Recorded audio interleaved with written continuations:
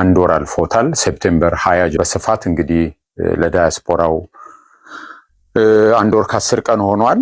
ጌታ ቢፈቅድና ብንኖር ከሁለት ወር ባነሰ ጊዜ ደግሞ ኢትዮጵያም እንደዚሁ ይዳረሳል። ኢትዮጵያ በጣት የሚቆጠሩ ሰዎች ናቸው የደረሳቸው። በእርግጥ ሰዎች ወደ ኢትዮጵያ ሲሄዱ ለዘመዶቻቸው ለጓደኞቻቸው እየያዙ ይሄዳሉ። በእኔ በኩል ሳይሆን በየራሳቸው ከያሉበት ሀገር መጽሐፍ ይልካሉ። እንደዛም የደረሳቸው ይኖራሉ።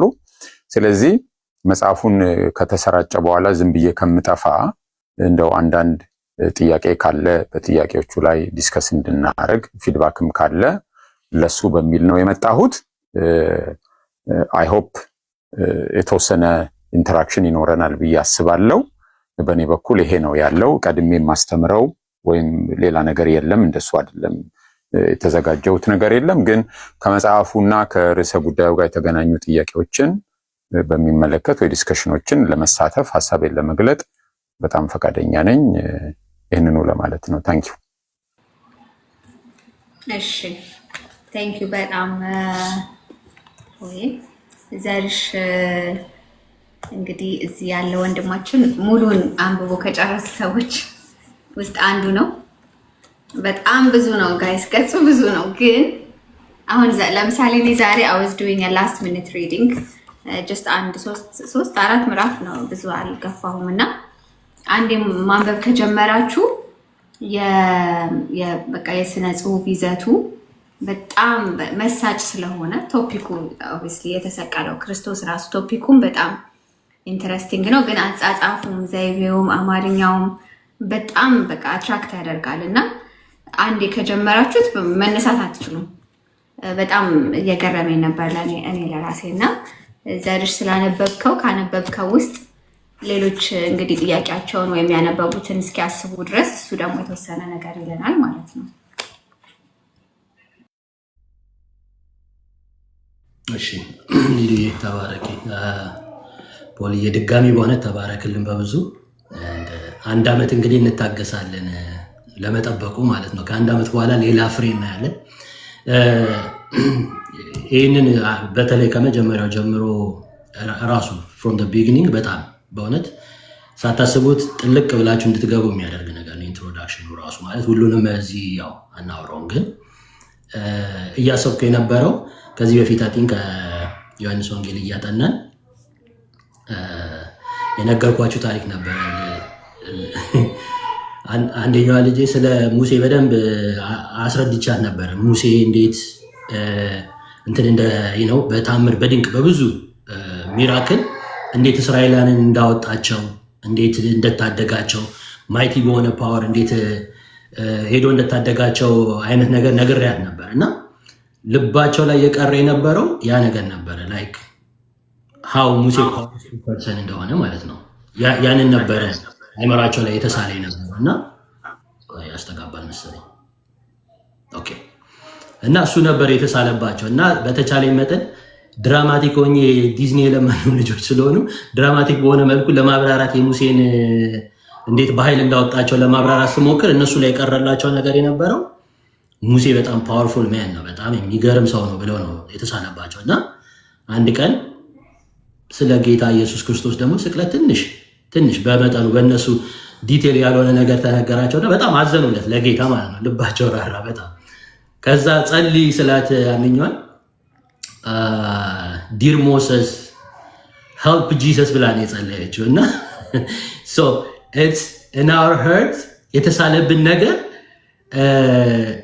ሪሊ መጽሐፍ ቅዱስ ስለማን ነው የሚያወራው የሚለው ነገር ትክክለኛ የሆነ አስተማሪ፣ ትክክለኛ የሆነ ጸሐፊ፣ ትክክለኛ የሆነ ሳሊ ይፈልጋል ብዬ አስባለሁ። ምክንያቱም ለአንዳንዱ ክርስቶስ ኢየሱስ ሳንታ ሆኖ ቀርቷል።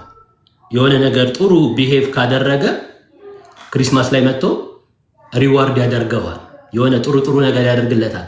ለአንዳንዱ ደግሞ በቃ ግዱንና በጣም ጥሩንና የሆነ ሪዋርድ የሚያደርግ ነው።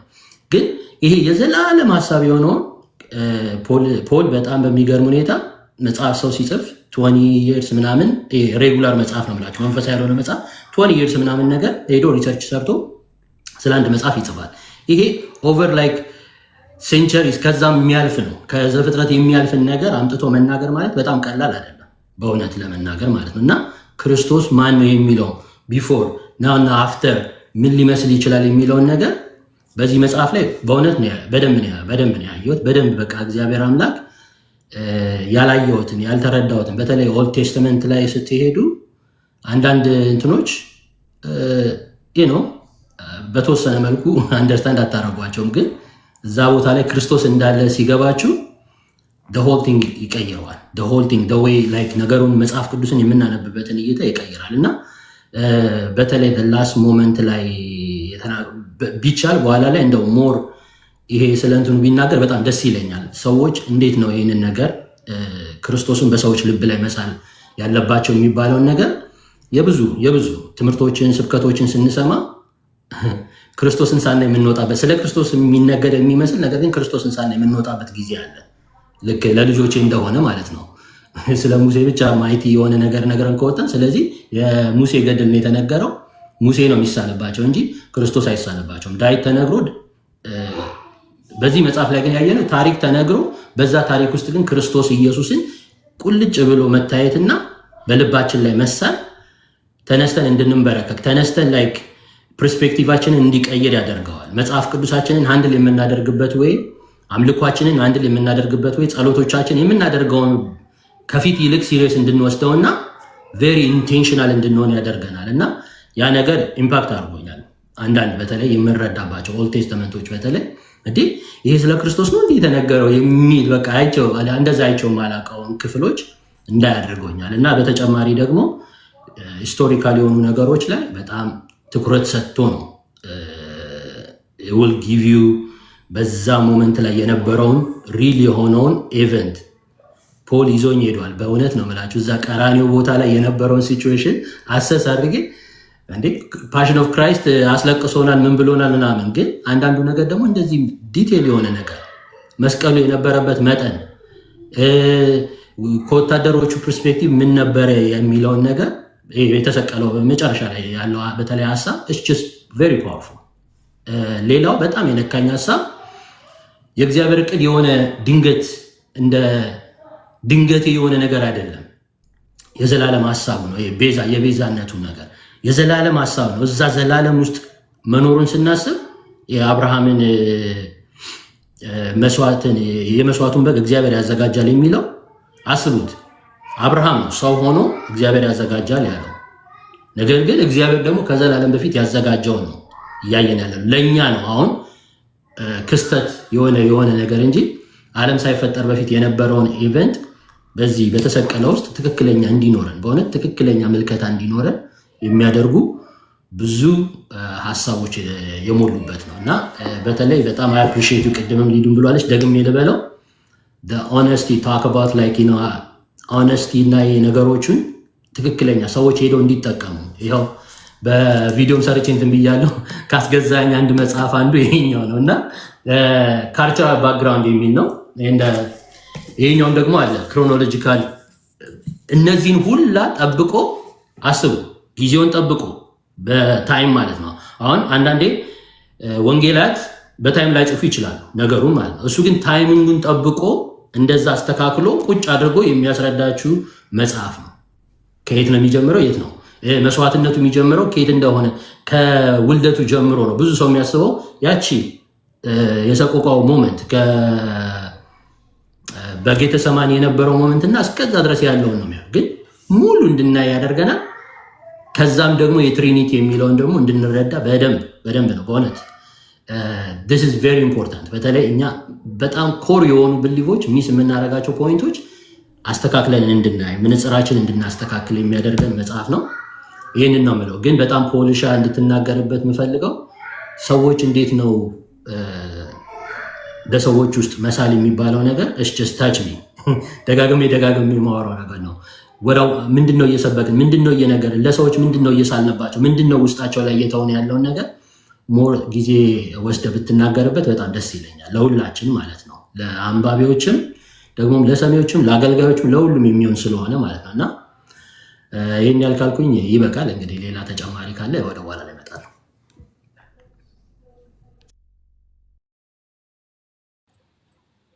እሺ ፖል የምትለው ነገር አለ አሁን ዘርሽ ባለው ላይ ሜቢ ወይስ ለኦርቶዶክስ ይሆናል ወይ ጥያቄም አለታችሽ?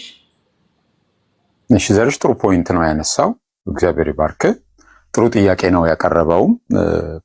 ያው ክርስቶስን መሳል ነው ይላል መጽሐፉም። የእያንዳንዱ ሰባኪ ጥረት ጆሮን ወደ አይን መቀየር ነው የሚለው። በቃላት የሰዎችን ጆሮ ወደ አይን መቀየር እና ክርስቶስን እንዲያዩ ማድረግ ነው ይላል። ልክ ሐዋርያው ጳውሎስ ለገላትያ ሰዎች እንዳደረገው ክርስቶስ በፊታቸው ተስሎ ነበር። ያን ሁሉ እየጻፈ እንደገና ምጥ ውስጥ ያለፈው አሁንም ክርስቶስን መልሶ በፊታቸው ለመሳል ነው። ስለዚህ የሰባኪ ስራ ይሄ ነው እና እንዴት አድርገን ነው ክርስቶስን የምንስለው? ጥሩ ጥያቄ ነው። ወስደዋለሁ፣ የቤት ስራ አድርጌ ወስዳለሁ። ዝም ብሎ የሆነ ሐሳብ ከመሰንዘር ይልቅ ፕሮፐርሊ እንዴት አድርገን ነው ክርስቶስን የምንስለው የሚለውን ነገር በተደራጀ መልኩ ለማቅረብ ወስዳለሁ። ያው አንዱ ይሄ ነው፣ ስለ ክርስቶስ ያለውን ነገር እውነታውን አጥንቶ ያንን ፕሮፐርሊ ማቅረብ፣ ኢየሱስ ክርስቶስን ጠቅላላ የመጽሐፍ ቅዱስን ሐሳብ ባማከለ መልኩ መሰረታዊ ዶክትሪናችንን ባማከለ መልኩ ማስተማር ነው። ብዙ ጊዜ ዶክትሪናል ነገሮችን ምናልባት ለደህንነት ትምህርት ወይም ደግሞ ለተለያዩ ትምህርቶች እናደርግና ቸርች ፑልፒት ላይ ግን ዶክትሪን ብዙ ትምህርት ሲሰጥ አላይም። ዶክትሪን ሲሰበክ አላይም። ብዙ ጨርሶ አላይም ማለት ሳይሆን ብዙ አላይም። ቴማቲክ የሆኑ ነገሮች ይቀርባሉ፣ የመጽሐፍ ቅዱስ መጽሐፍትም ይቀርባሉ። ግን ሜጀር ዶክትሪን የምንላቸው ትምህርተ ሥላሴ፣ ትምህርተ ክርስቶስ፣ ትምህርተ ድነት የመሳሰሉ ነገሮች ዶክትሪናል በሆነ መልኩ በጉባኤያችን ላይ ሲቀርቡ አላይም። ስለዚህ ምናልባት አንድ ያጎደልነውና ማስተካከል ያለብን እሱ ይመስለኛል። እሱን በደንብ በተደረጀ ሁኔታ ማቅረብ ለጉባኤ ማለት ነው። ለጉባኤ ለማቅረብ ደግሞ ለአገልጋዮችም ፕሮፐር በሆነ ሁኔታ ማስተማር ያስፈልጋል። አንዳንድ ነገሮችን ዝም ብለን ነው እንላቸዋለን፣ ሲባል ሰምተን ለምደን እንላቸዋለን። ዋት ዳዝ ሪሊ ሚን ግን ብዙ ጊዜ አናቅም። እኔም የገጠመኝ ነው። ሲባሉ ኖረዋል፣ ሰምተናቸዋል ከልጅነት ጀምሮ፣ ዝም ብለን እንላቸዋለን። ግን በደንብ ማስረዳት ቢኖርብን እንዴት አድርገን እንደምናስረዳ ከሌሎቹ አስተምሮቻችን ጋር የሚኖራቸውን ተቃርኖና ስምምነት በደንብ አናላይዝ ያላደረግናቸው ብዙ አስተምሮዎች አሉን እና እሱን ማደራጀት፣ ከዛ በኋላ ግን ዶክትሪኖች መሰበክ፣ ዶክትሪኖች በዶክትሪን ወደ ወርሺፕ ልናረግ ይገባል ብዬ አስባለሁ። ወደፊት ሰፋ ባለመልኩ በዚህ ነገር ላይ ሪፍሌክት ለማድረግ እግዚአብሔር ይርዳኝ። ጥሩ ኮሜንት ነው ያነሳው ዘርሽ፣ ወስጃለሁ። እሱ ሌላ መጽሐፉን እጁ ያስገባና ስልክ ሲደወልለት የማይነሳ ወንድም ይታየኛል። ቃሌ የሚባል ዛሬ ትንሽ ህመም ላይ ነው ያለው፣ ግን ሲያወራ የሚያስለው በሽታ ገጥሞታል። እስኪ ሞክር ቃሌ። በእውነት አስቀድሜ ሊያስለኝ ነው እዚህ። እሺ እንደምን ልቋቋምና አስቀድሜ በጣም ይቅርታ ጠይቃለሁ። አዎ አላነሳሁም፣ አውስቱ ቢዚ። ከዛ ደግሞ ረሳው፣ ትንሽ እንዲህ አይነት ነገር አለብኝ። በጣም ይቅርታ ጠይቃለሁ። ነገውኑ ደውላለሁ ፖሊ ላወራህም ማሰብ። በዚህ እድሜ ምንድን ነው የሚያስረሳ? ልጅ ነኝ ትሌለ? ኧረ ምን ሄደናል እኮ ኪሎ ሜትሩ ሄዷል። ብዙ ያስተማምን አይደለም። አይ ትንሽ ስራ ምናምን ላይ ቢዚ ሆኜ ነበረ፣ በአንዳንድ ጉዳዮች ላይ ከውታፍ ነበርኩና ለዛ ነው። ነገውኑ ደውላለሁ። በጣም ይቅርታ ጠይቃለሁ ፖሊ።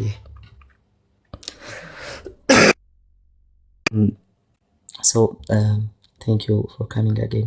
እንደገና መሀላችን ስለተገኘ በጣም ደስ ብሎኛል። ብዙ ነገር ለእንትን ለማድረግ ሰፋ ያለ ነገር ለማውራት ብዙ አቅሜ አይፈቅድም። አሁን ትንሽ አመርጎኛልና መጽሐፉን ግን ስናነብ እየተደነቅን ነው ስናነብ የነበር ነው። ከምንም በላይ እኔ ያው ብዙ ቴዎሎጂካል አጀንዳዎችን አንስተው የሚያወሩ በጣም ዋይዝ የሆኑ ጸሐፊያን የሚጽፏቸው መጽሐፍት አሉ። ማሉ ሚውዚክ አሮክ ያው ትረዱኛላችሁ። ግን አንድ ነገር ያስደንቀኛል። ከምንም በላይ አይኔን የሚይዝ ነገር አለ። አክቹሊ አንድ አይደለም ሁለት። የመጀመሪያው የክርስቶስ መስቀል ነው። እሱ ላይ ተተኩሮ የሚወራ ነገር ለኪሳራ አይደለም ለትርፍ ነውና፣ ሁለተኛው ደግሞ ስለሚመጣው ተስፋ የሚነገረው ነገር እነዚህ ሁለት ነገሮች ላይ ቆሞ የሚያወራ መጽሐፍ አፍተር ኦል በቃ አንደኛ የዚህ ዘመን መልእክት ነው፣ ሁለተኛ የ2000 ዓመት መልእክት ነው፣ ሶስተኛ የዘላለም መልእክት ነው። ሶ የእግዚአብሔር ልጅም ላይ አይተናል። ቴዎሎጂካል ጃርገን ሳትጠቀም በጣም ክሊር በሆነ መንገድ ታስቀምጣለህ። ከዛ ደግሞ ለዲስከሽን የሚሆኑ መጽሐፍትን ደግሞ እያየን ነው። በጣም አክቹሊ አስቀድሞ ከስስ ከመጣጥፎች ጀምሮ ጌታ እንደተቀበልኩ አካባቢ ካነበብኳቸው መጽሐፍት አንዱ ያልተንኳኩ በሮች ነበርና ከዛ ጊዜ ጀምሮ አያለውና ከተረጎምካቸው ውጪ ለመወያያ የሚሆኑ በሮችን ትከፍታለህ። እዚህ መጽሐፍ ላይ ያንን አይቻለሁ። ሶ ቴንክ ዩ ማለት ፈልጋለሁ አስቀድሜ። ሶ እነዛ ለመወያያ የሚሆኑ ነገሮችን እስቲ ሌት ሚ ብሪንግ ደም ምናልባት እንትን ላደርግ እችላለሁ። አንዱ ባጭር ነው ማስቀምጣቸው። አንዱ እኔ የተሰቀለው ብለህ ስትጽፍ ገና ሲጀመር ስለ ኢየሱስ ክርስቶስ የመስቀል ሞት ስለዛ መከራ ስላየው ስለዛ መከራ ያስቀመጥክበት መንገድ ባለፈው አውርተነዋል። አፍተር ኦል ታምር አድራጊውን ኢየሱስን የሆነ በሽተኛ የሚፈውሰውን የሞት የሚያስነሳውን ኢየሱስን ሳይሆን እሱን የተሰቀለውን መጽሐፉ ፖይንት አውት ወደሚያደርገው ወደ ተሰቀለው እና የመጽሐፉን ክላይማክስ በቃ እዛ ላይ ማድረስ በጣም ደስ የሚል ነገር ነውና ሰዎች የተሰቀለው ኢየሱስ ብለው ሲያስቡ ምን ያስቡ? ዝም ብለህ የሆነ 5 ደቂቃ ወስደህ ዝም ብለህ እንድታጫውተን ፈለኩኝ። የተሰቀለው ብለው ሲያስቡ ምን ያስቡ? በቀላሉ ሰልፍ ዲስክራይቢንግ እንደሆነ አውቃለሁ ተርሙና፣ ግን ደግሞ ሰልፍ ዲስክራይቢንግ ብቻ ደግሞ አይደለም፣ ቢወራ የማያልቅ ነው። ከጻፍክ በኋላ የምታወራው አልቆብህ ይሆን ወይ? እንደማይሆን እርግጠኛ ስለሆንኩ ማለት ነው። እንደዛ ላይ አይሆንም። በቃ ስለዚህ ርዕስ ተነስቶ እንደዛ ስለማይሆንና ስለማያልቅ ድጋሚ ጻፍ ብትባል ምጽፍ ይመስለኛል።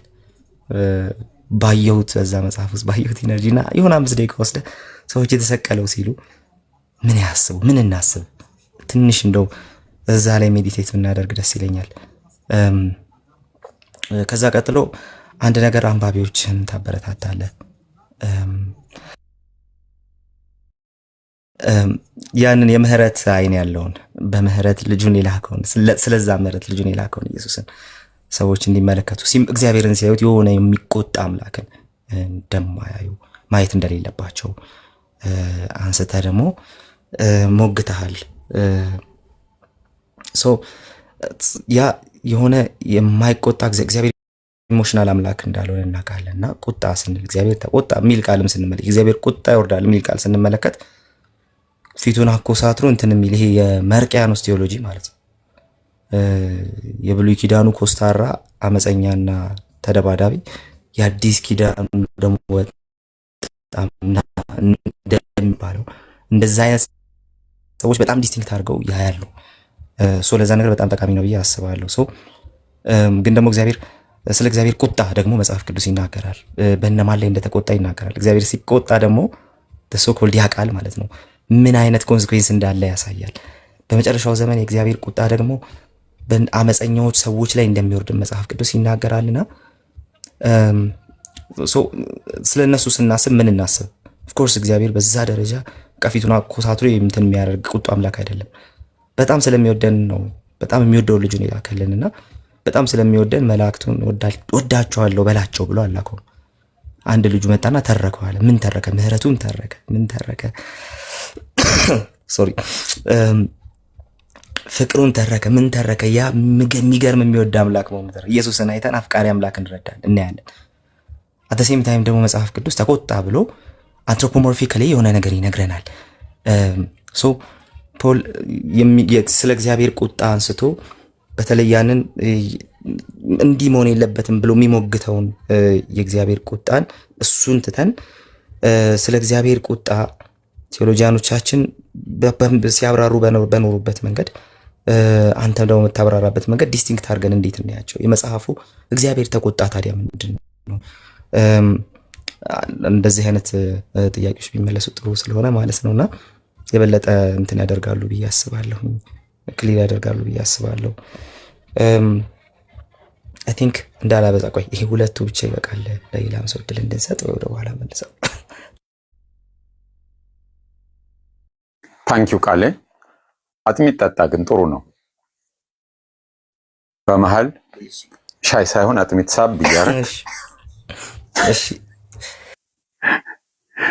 አንዳንድ ሰው አለ አይደል ምክር የሚሰጥ በተለይ ትልልቅ ሰዎች እቺ በቃ በታመምክበት ላይ የሆነ መረቅ ያለው ቅልጥም እንደዚህ እንትኑን ቅጥቅጥ አድርገህ እሱን ትበላና ከዛ ደግሞ በቃ የሚጠጣ ነገር እንደው ማር ጨምረህበት ቂቤ በርከት አድርገህ እሱን ትጠጣና ምንም አንድም ነገር አይገዙም እኮ አያመጡም፣ ግን ዝርዝሩን ይሰጣሉና እና ቅባት እያበዛ አጥሚቱን ሳብ አድርገው ይዘና አትለኝ። ጌታ ይመስገን። ጥሩ ፖይንት ነው ያነሳው ቃሌ። ከሁለተኛው ልጀምር። የእግዚአብሔርን ቁጣ መጽሐፍ ቅዱስ ይናገራል። የእግዚአብሔር ቁጣ ፍርድ ነው። የእግዚአብሔር ቁጣ ማለት የእግዚአብሔር ፍርድ ማለት ነው። በመጨረሻው ዘመን እግዚአብሔር ይቀጣል። የዘላለም ቅጣት በክርስቶስ ኢየሱስ የሰራውን ስራ ያልተቀበሉ ክርስቶስን ያላመኑ ሰዎች ክርስቶስን በመግፋታቸው እግዚአብሔር የሰራውን ባለመቀበላቸውና እግዚአብሔርን ከህይወታቸው ለማስወጣት በመፈለጋቸው ኮንሲኩዌንሱ የእግዚአብሔር ቁጣ ነው። ግልጽ ነው። በዚህም ዘመን ደግሞ እግዚአብሔር ተቆጥቶ ሰዎችን ለራሳቸው ለማይረባ አእምሮ አሳልፎ ይሰጣቸዋል። የእግዚአብሔር ቁጣ ዛሬም ይገለጣል። ቁጣ ማለት እግዚአብሔር መጽሐፍ ቅዱስ እንደሚነግረን ፍርድ ነው። ግን እግዚአብሔርን ስናስብ የተቆጣና የሰውን ልጅ በንዴት የሚያይ አምላክ ልንስል አንችልም። መጽሐፍ ቅዱስ እንግዲህ ሁላችን ልናቀው የሚገባው ዮሐንስ 3:16 እግዚአብሔር አንድያ ልጁን እስኪሰጥ ድረስ ዓለሙን እንዲሁ ወዷልና ነው የሚለው። ልጁን የሰጠው እግዚአብሔር ከፍቅር የተነሳ ነው። ከፍቅር የተነሳ ነው ልጁን የሰጠው። የጠፋውን ዓለም የሰውን ዘር ማለት ነው ለማዳን እግዚአብሔር ፍቅር ነበረው። ስለዚህ በፍቅር ነው ልጁን የሰጠን። ክርስቶስን ስናይ የእግዚአብሔርን ፍቅር ነው የምናየው። እኔ በጣም ልቤን የሚነካኝ ዘፍጥረት መጽሐፍ ላይ አዳምን ወዴት ነህ ብሎ ፍለጋ የወጣው እግዚአብሔር መሆኑ ያስገርመኛል። መጽሐፉም ላይ አይ ቲንክ አንድ ሁለቴ ሳልጠቅሰው የቀረው አይመስለኝም። እግዚአብሔር ነው ፍለጋ የወጣው ወደ አዳም እንጂ አዳም ወደ እግዚአብሔር ፍለጋ አልሄደም። እንዲያውም አዳም ከእግዚአብሔር ወደ መሸሽ ነው የሄደው። እግዚአብሔር ነው አዳምን ፍለጋ የመጣው። እሱ በጣም ልቤን ይነካዋል። ቀጥሎ ጌታችን የተናገረው ምሳሌ የጠፋው ልጅ ታሪክ በጣም ልቤን ይነካዋል። ኦፍኮርስ የጠፋው ልጅ ወደ ልቡናው ተመልሶ ወደ አባቱ ሲመጣ ነው አባቱ የተቀበለው እንጂ አባትየው ፍለጋ አልሄደም። ግን አንድ ነገር በጣም ያስገርመኛል። ልጁ ሲመጣ አንደኛ እጁን ዘርግቶ ነው የተቀበለው እና የሆነውን ነገር ስናይ ልጁ ከጦር ሜዳ በድል አድራጊነት የተመለሰ ወይም ኦሎምፒክ ተወዳድሮ ሜዳሊያ ወርቅ፣ ያው ለኛ ማሸነፍ ወርቅ ነው አይደል? ብርና ነሐስ ብዙ ቦታ ያው ሲጠርብን ነው እነሱን ብርና ነሐስ የምናደንቀው።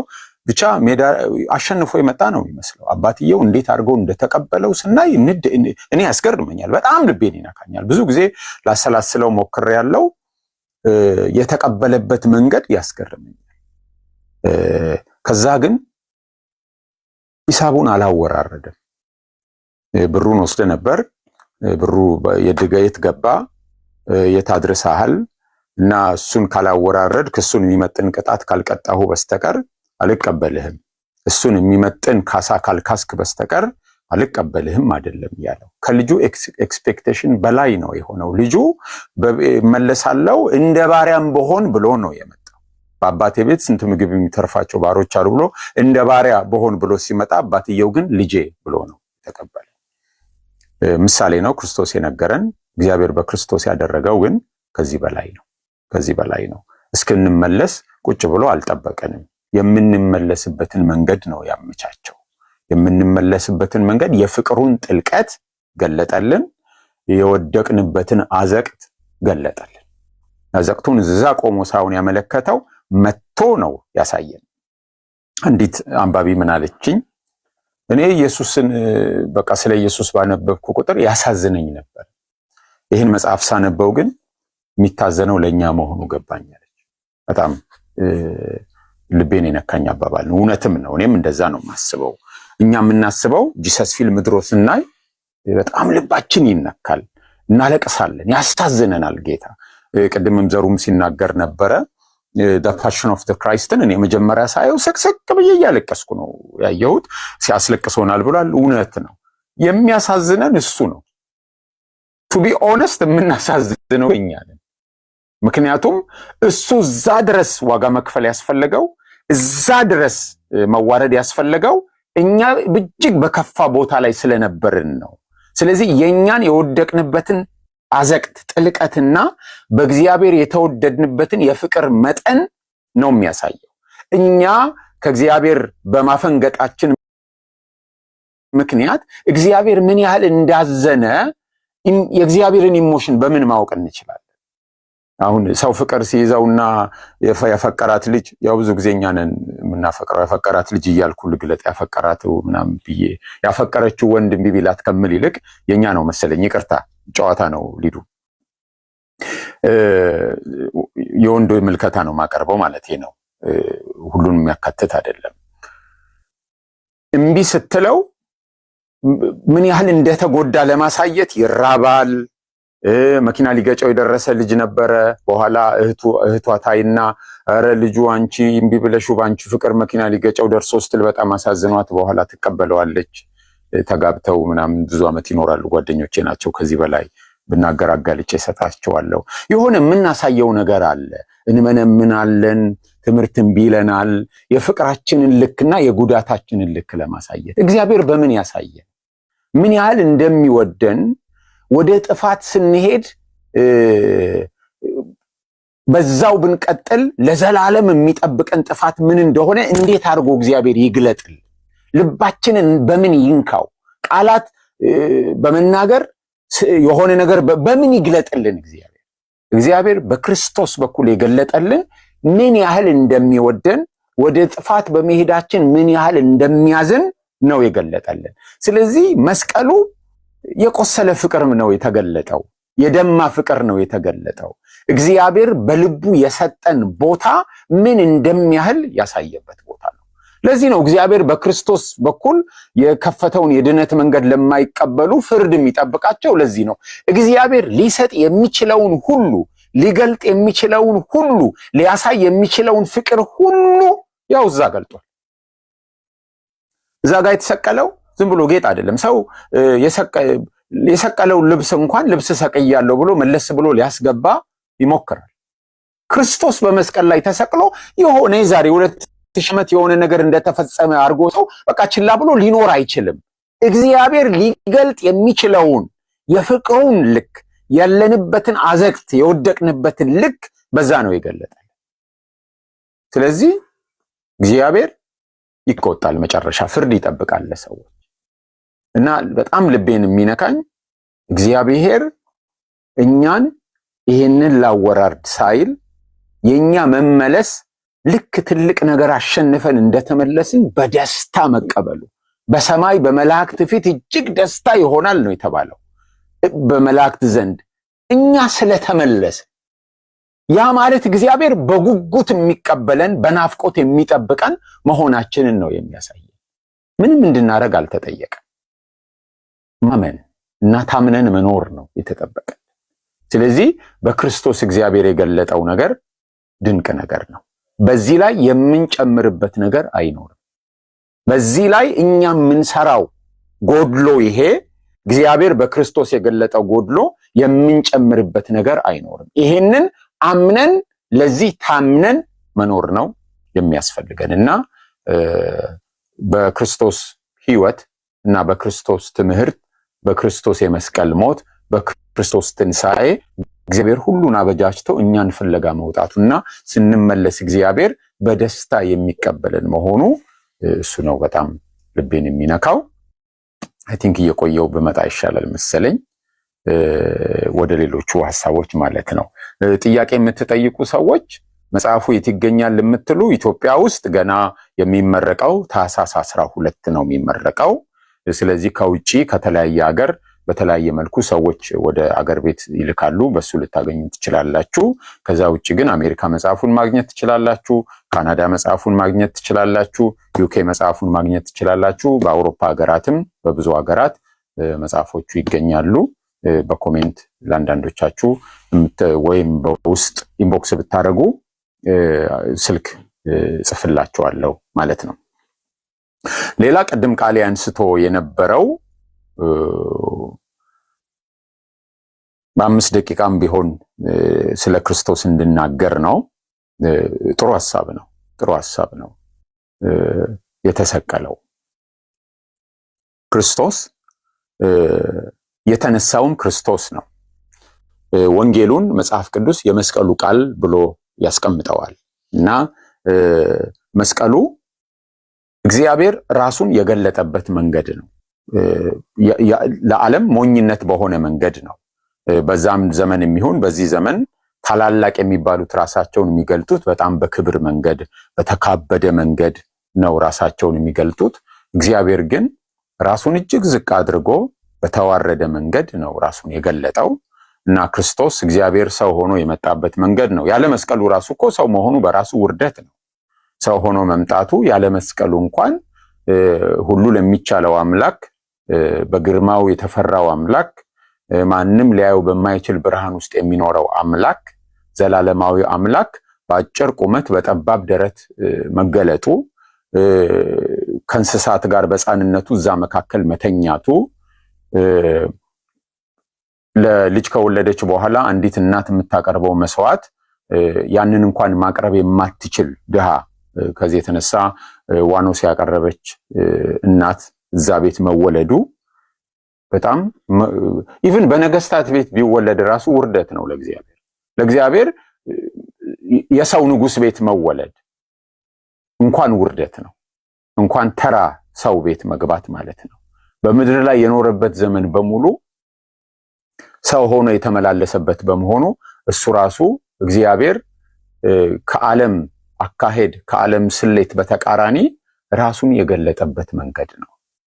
ከዚህ የተነሳ የክፉን አሰራር ብቻ ሳይሆን የሰዎችን ሰዋዊ ግንዛቤ ራሱ የትህትናን መንገድ በመምረጥ የሚመታ ነው። እኛ ኢጎዋችን ሰልፍ ሴንተርድ ስለሆነ ሁልጊዜ ራሳችንን ከፍ ከፍ በማድረግ መንገድ ነው የምንመጣው። እሱ የመጣበት መንገድ ግን ይህንን ፕሪኮንሴፕሽናችንን በሙሉ በሚመታ በተዋረደ መንገድ ነው የመጣው።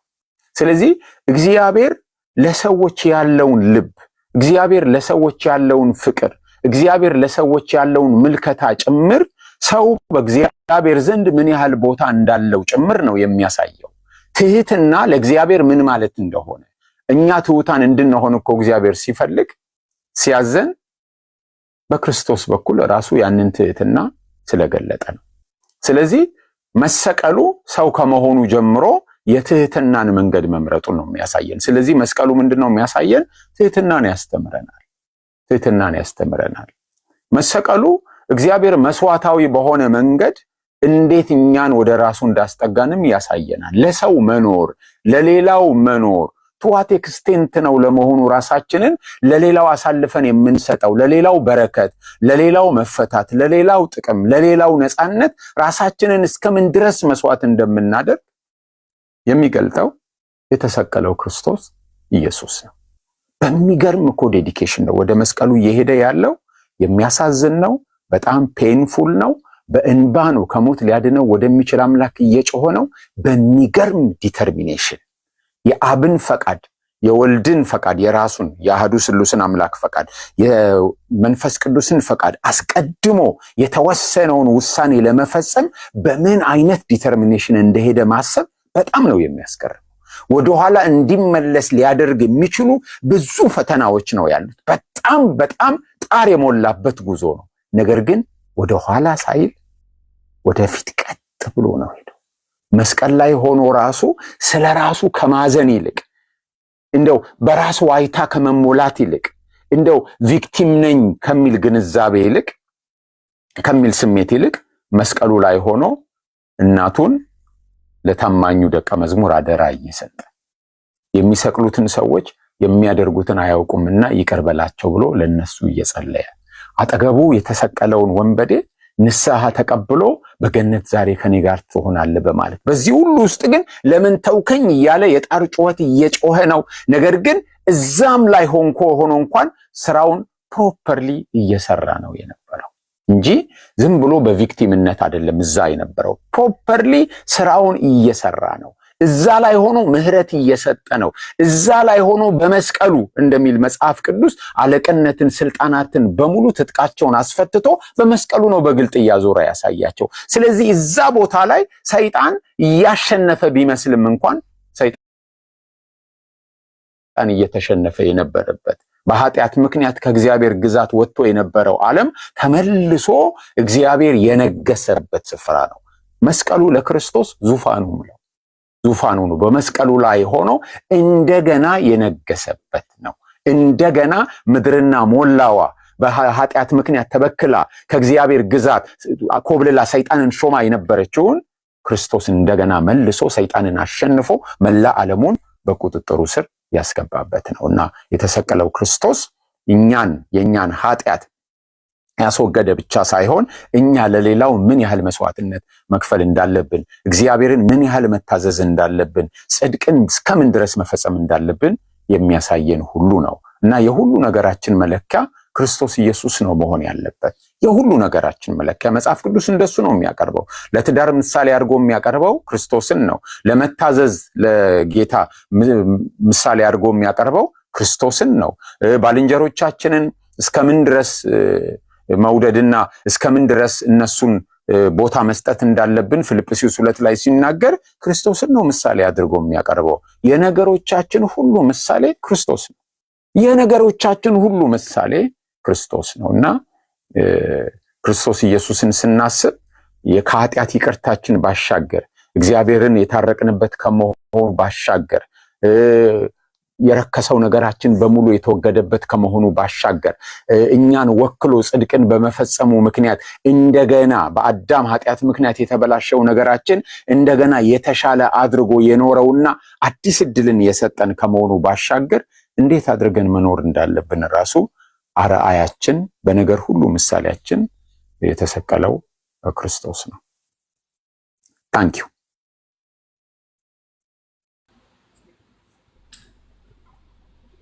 ቴንኪዩ በጣም ቆይ በቃ ይብዛል። ቃሌ ተመልሶልሃል። እየጻፍኩ ነበር። አዎ በደንብ ተመልሷል። ብዙውን ጊዜ ስለ እግዚአብሔር ቁጣ በተለይ ሰዎች ያላቸው አመለካከት ወይ የተዛባ ነው ወይም ደግሞ አይቆጣም፣ እግዚአብሔር አይቆጣም ሲሉ ኮምፕሊትሊ እግዚአብሔር እንደማይፈርድ ጭምር የሚያደርጉ ዩኒቨርሳሊስት የሆኑ ሰዎች አሉ። ዩኒቨርሳሊስት ሐሳብ ያላቸው ሰዎች አሉ። ቁጣ ከምን ጋር ነው የተያያዘው? በእኛ ቴዎሎጂ ውስጥ መጽሐፍ ቅዱሳዊ ነገር መለኮት ውስጥ ቁጣን ከምን ጋር ያያይዘዋል?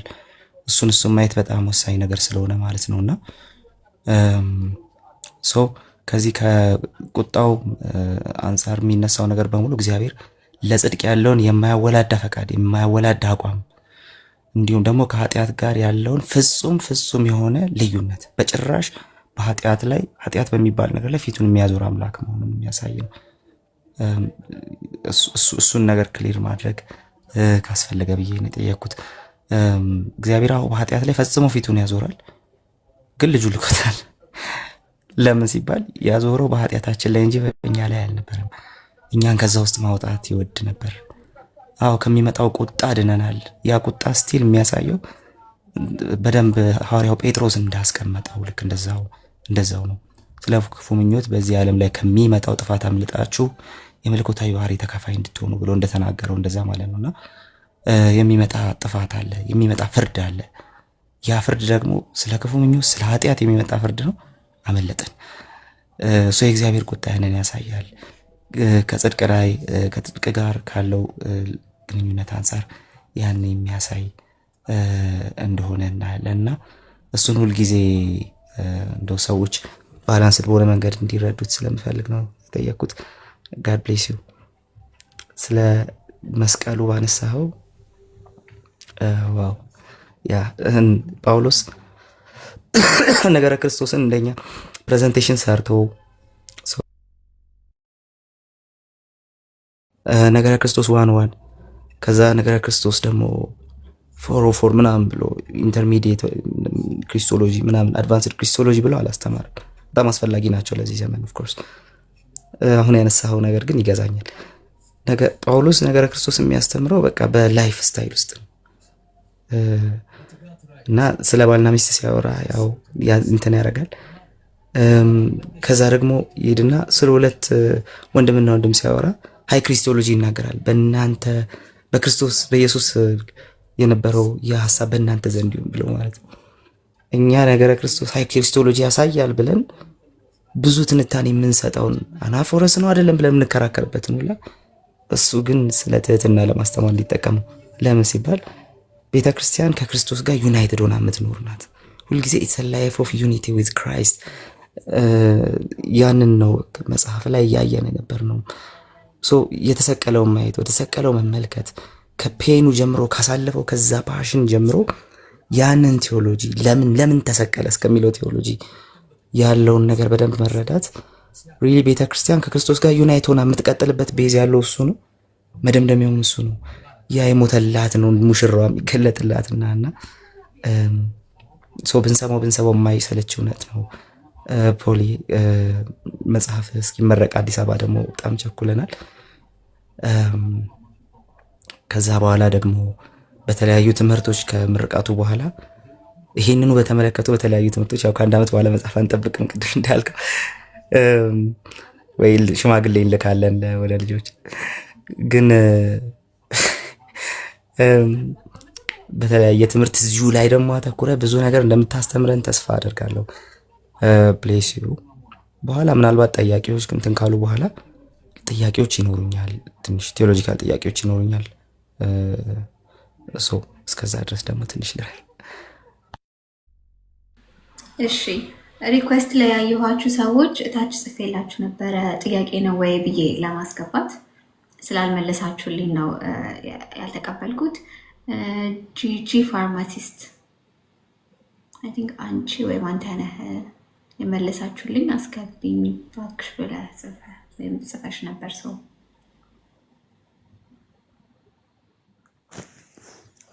አክቹዋሊ እንትኑን አላየሁም ጥያቄውን፣ ግን እያወራችሁ ያላችሁን ነገር ደስ ስላለኝ ለዛ ነው ገባሁት እና ቢሳይዋን ደስ ይለኛል። የተወሰነ የምታወሩት ነገር ደስ ያለ ነው። እግዚአብሔር ይባርካችሁ። እሺ ለመስማት ከሆነ በቃ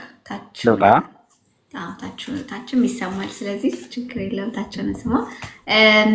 ጥያቄ ያላችሁ ሰዎች መግባት ትችላላችሁ። ወይም ደግሞ ግን ዝም ብሎ እኔ ጥያቄ አይደለም። እሺ የተሰቀለው የሚለውን የጳውሎስ ፈቃዱን የጌታ ኢየሱስ የመስቀል ሞት መጽሐፍ ቅዱሳዊ ትንተና የሚል ግሩም መጽሐፍ ጽፎ አበርክቶልናል። እሱን እያነበባችሁ ያላችሁ ባትጨርሱም የተወሰነ እያነበባችሁ ያላችሁ ቢሆን ይመረጣል።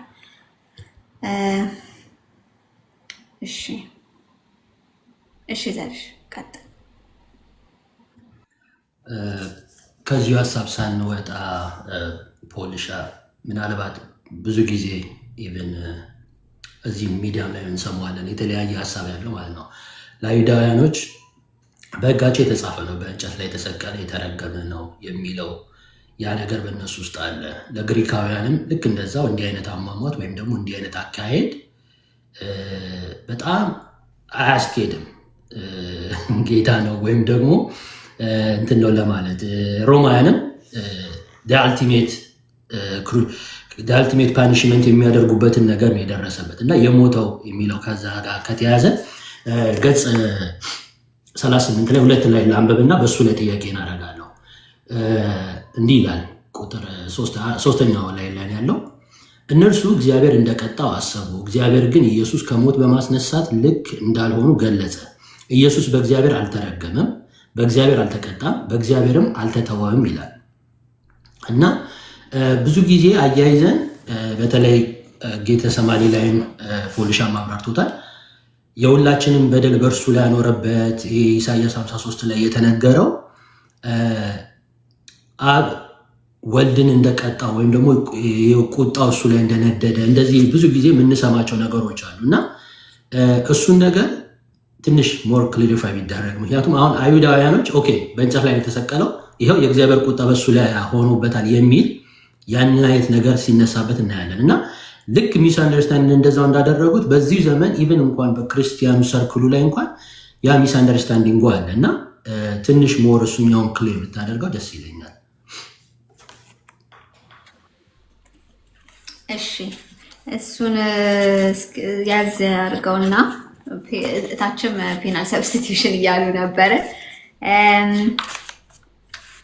ትንሽ መጽሐፉን አንብቡት። ይህንን ስለ ፔናል ሰብስቲቱሽን ያወራል ወይስ አያወራም፣ የጳውሎስ እይታ ምንድን ነው፣ እንዴት ነው የሚለውን መጽሐፉን ገዝታችሁ እንድታነቡት ሰጀስት አደርጋችኋለሁ። እና ዘርሽ ባነሳው ላይ በፈለከው መንገድ መመለስ ትችላለህ ፖል። ከዛ በፊት ግን ጥያቄ ብቻ ሳይሆን እያነበባችሁ ያላችሁት ካላችሁ ሀሳብ መስጠትም ትችላላችሁ። እና 38 ላይ ነው አይደለ? ዘርሽ ገጽ 38 አካባቢ። ከዛ በፊት አንድ የገረመኝ ነገር ነበረ ወይ እና ፊልጵስዩስ 2:6 እኔ ብዙ ጊዜ ሳነበው ብዙዎቻችንም ስናነበው የተለያየ እይታ ሊኖረን ይችላል፣ አላውቅም። ግን ፊልጵስዩስ 2:6 አክቹሊ ትንሽ ላንብብላችሁ ከ31 እስከ 37 ባለው ውስጥ ትንሽ ዘለላ እያረኩት ሁለት ላይን ላንብብላችሁ። ተይሊዱ ይመልስ ይሉኛል ያሉት። ቆይ ይመልሳል አታስቡ፣ ያዝ ያርገው ብዬ ነው ትንሽ የተወሰነ። እስከዛ ሼር አድርጉት። ጥያቄ ካላችሁ የማስተያየት ካላችሁ ሪኩዌስት ላኩ። ገና ከጅምሩ እውነት ለመናገር በጣም የሚገርም መጽሐፍ ነው። የመስቀል ሞት አዋራጅነትና አስከፊነት የሚላለው ሁለተኛው ቻፕተር ላይ እዛ ላይ 2.1 ላይ የመስቀል ሞት ምንነት ይላል። ከዛ የኢየሱስ ሞትና መስቀል ይላል። ከዛ የመስቀሉ ቃል እንደ እንቅፋት ይላል። እና አብዛኛውን ጊዜ ኢየሱስ ክርስቶስ መሞቱ ራሱ ነው የሚገርመኝ የነበረው እኔ ፐርሰናሊ። እና እዚህ ላይ ግን ገና መጽሐፉ ሲጀምር ራሱ ስለ መስቀሉ ራሱ መስቀል ምን እንደሆነ፣ ስለ መስቀል ቅጣት ምን እንደሆነ በጣም ኢንቴንሲቭሊ በደንብ ነው የሚያብራራው ጋይስ። እና አዲስ ነገርንም ትማሩበታላችሁ። ከዛ ባለፈ ደግሞ አማርኛ አጻጻፉ ፖል፣ እኔ ሁሌ ነው የምለው አማርኛ በጣም ኤኒ ቶፒክ በጣም በሚስብ መንገድ መጻፍ ይችላል እና እሱን ሁላችሁም ታውቃላችሁ። በዚህ አጋጣሚ ብዕር አይንጠፍ ብለዋል ብዙ ሰዎች፣ እኔም እንደዛ እላለሁ። እና እዚህ ጋር ላንብብላችሁ። ጀስት አንድ ሴንተንስ ነው። ምን ይላል? የመስቀል ሞት ከሌሎች አገዳደሎች የተለየ ነው። ለምሳሌ ተሰይፎ መገደል አስከፊነቱ ያለው የሟቹ ጭንቅላት አንዳንዴም እጁ ተቆርጦ ለትዕይንት መቅረቡ ላይ ነው። የመጥምቁ ዮሐንስን አሟሟት ያስታውሰዋል ይላል። እና በመስቀል የሚገደል ሰው ግን ከነ ህይወቱ ነው ለትዕይንት የሚቀርበው። ምናልባት ከመስቀል ሞት ጋር የሚወዳደረው ለአራዊት ተወርውሮ መሰጠት ነው። ነገር ግን የመስቀል ሞት የትም ሊፈጸም ሲችል ለአራዊት መወርወር ግን ከተማን ይፈልጋል ይላል። ከዛ በመስቀል መግደል ሌላው ተመራጭነቱ ሰዎችን ለተራዘመና ለከፋ ስቃይ መዳረጉ ነው። በጣም በደንብ ሄዳችሁ አንብቡት። ከዛ ሌላ ቦታ ላይ ደግሞ ምን ይላል? ሐዋርያው ጴጥሮስ እና ሐዋርያው ጳውሎስ የሞቱበትን ኮምፔር ያደርግልናል። አለፍ እያረኩ ነው ስታይላይት ማድረግላችሁ። እና ያው የሮሜ ዜጎች የስቅላት ቅጣት አይፈጸምባቸውም። ትውፊት እንደሚነግረን ከሆነ ሐዋርያው ጳውሎስ ሮማዊ ዜግነት ስላለው አንገቱ በሰይፍ ተቆርጦ ሲገደል፣ ሐዋርያው ጴጥሮስ ግን ሮማዊ ባለመሆኑ በስቅላት ተገድሏል ይላል። ስለዚህ አዳዲስ ኢንፎርሜሽኖችንም ሂስቶሪካል ባክግራውንዶችንም ቀለል ባለ መንገድ ሪሰርች ሳታረጉ ታገኙበታላችሁ ማለት ነው። አይዶን ነው ስንቶቻችሁ እንደምታውቁ አላውቅም፣ ግን ጳውሎስ በመስቀል ያልተገደለበት አንገቱ የተሰየፈበት ምክንያት ሮማዊ ስለሆነ ነው። ከዛ ቀጥሎ ይሄ እንግዲህ ብዙ እየዘለልኩ ነው ያነበብኩላችሁ ያለው ፊልጵስዩስ 2:6 ይመጣልናል ማለት ነው። እና ከላይ እንደጠቀስነው የመስቀል ሞት የባሮች ቅጣት ተብሎ ነበር የሚታወቀው። ስለዚህ ሮማውያን በመስቀል አይገደሉም። በዜግነታቸው ምክንያት ከዚህ ጥበቃ ይደረግላቸዋል በመስቀል ላይ ሞት። እና እዚህ ላይ በፊልጵስዩስ 2:6-11 ላይ የቀረበውን ነገረ ክርስቶሳዊ መዝሙር ማስታወስ ያስፈልጋል። በዚያ ውስጥ ሐዋርያው ጳውሎስ ጌታ ኢየሱስ የባሪያን መልክ እንደያዘ ይናገርና ለሞትም ይኸውም የመስቀል ሞት እንኳ የታዘዘ ሆነ ወደ ማለት ይሄዳል። መጀመሪያ የባሪያን መልክ ያዘ።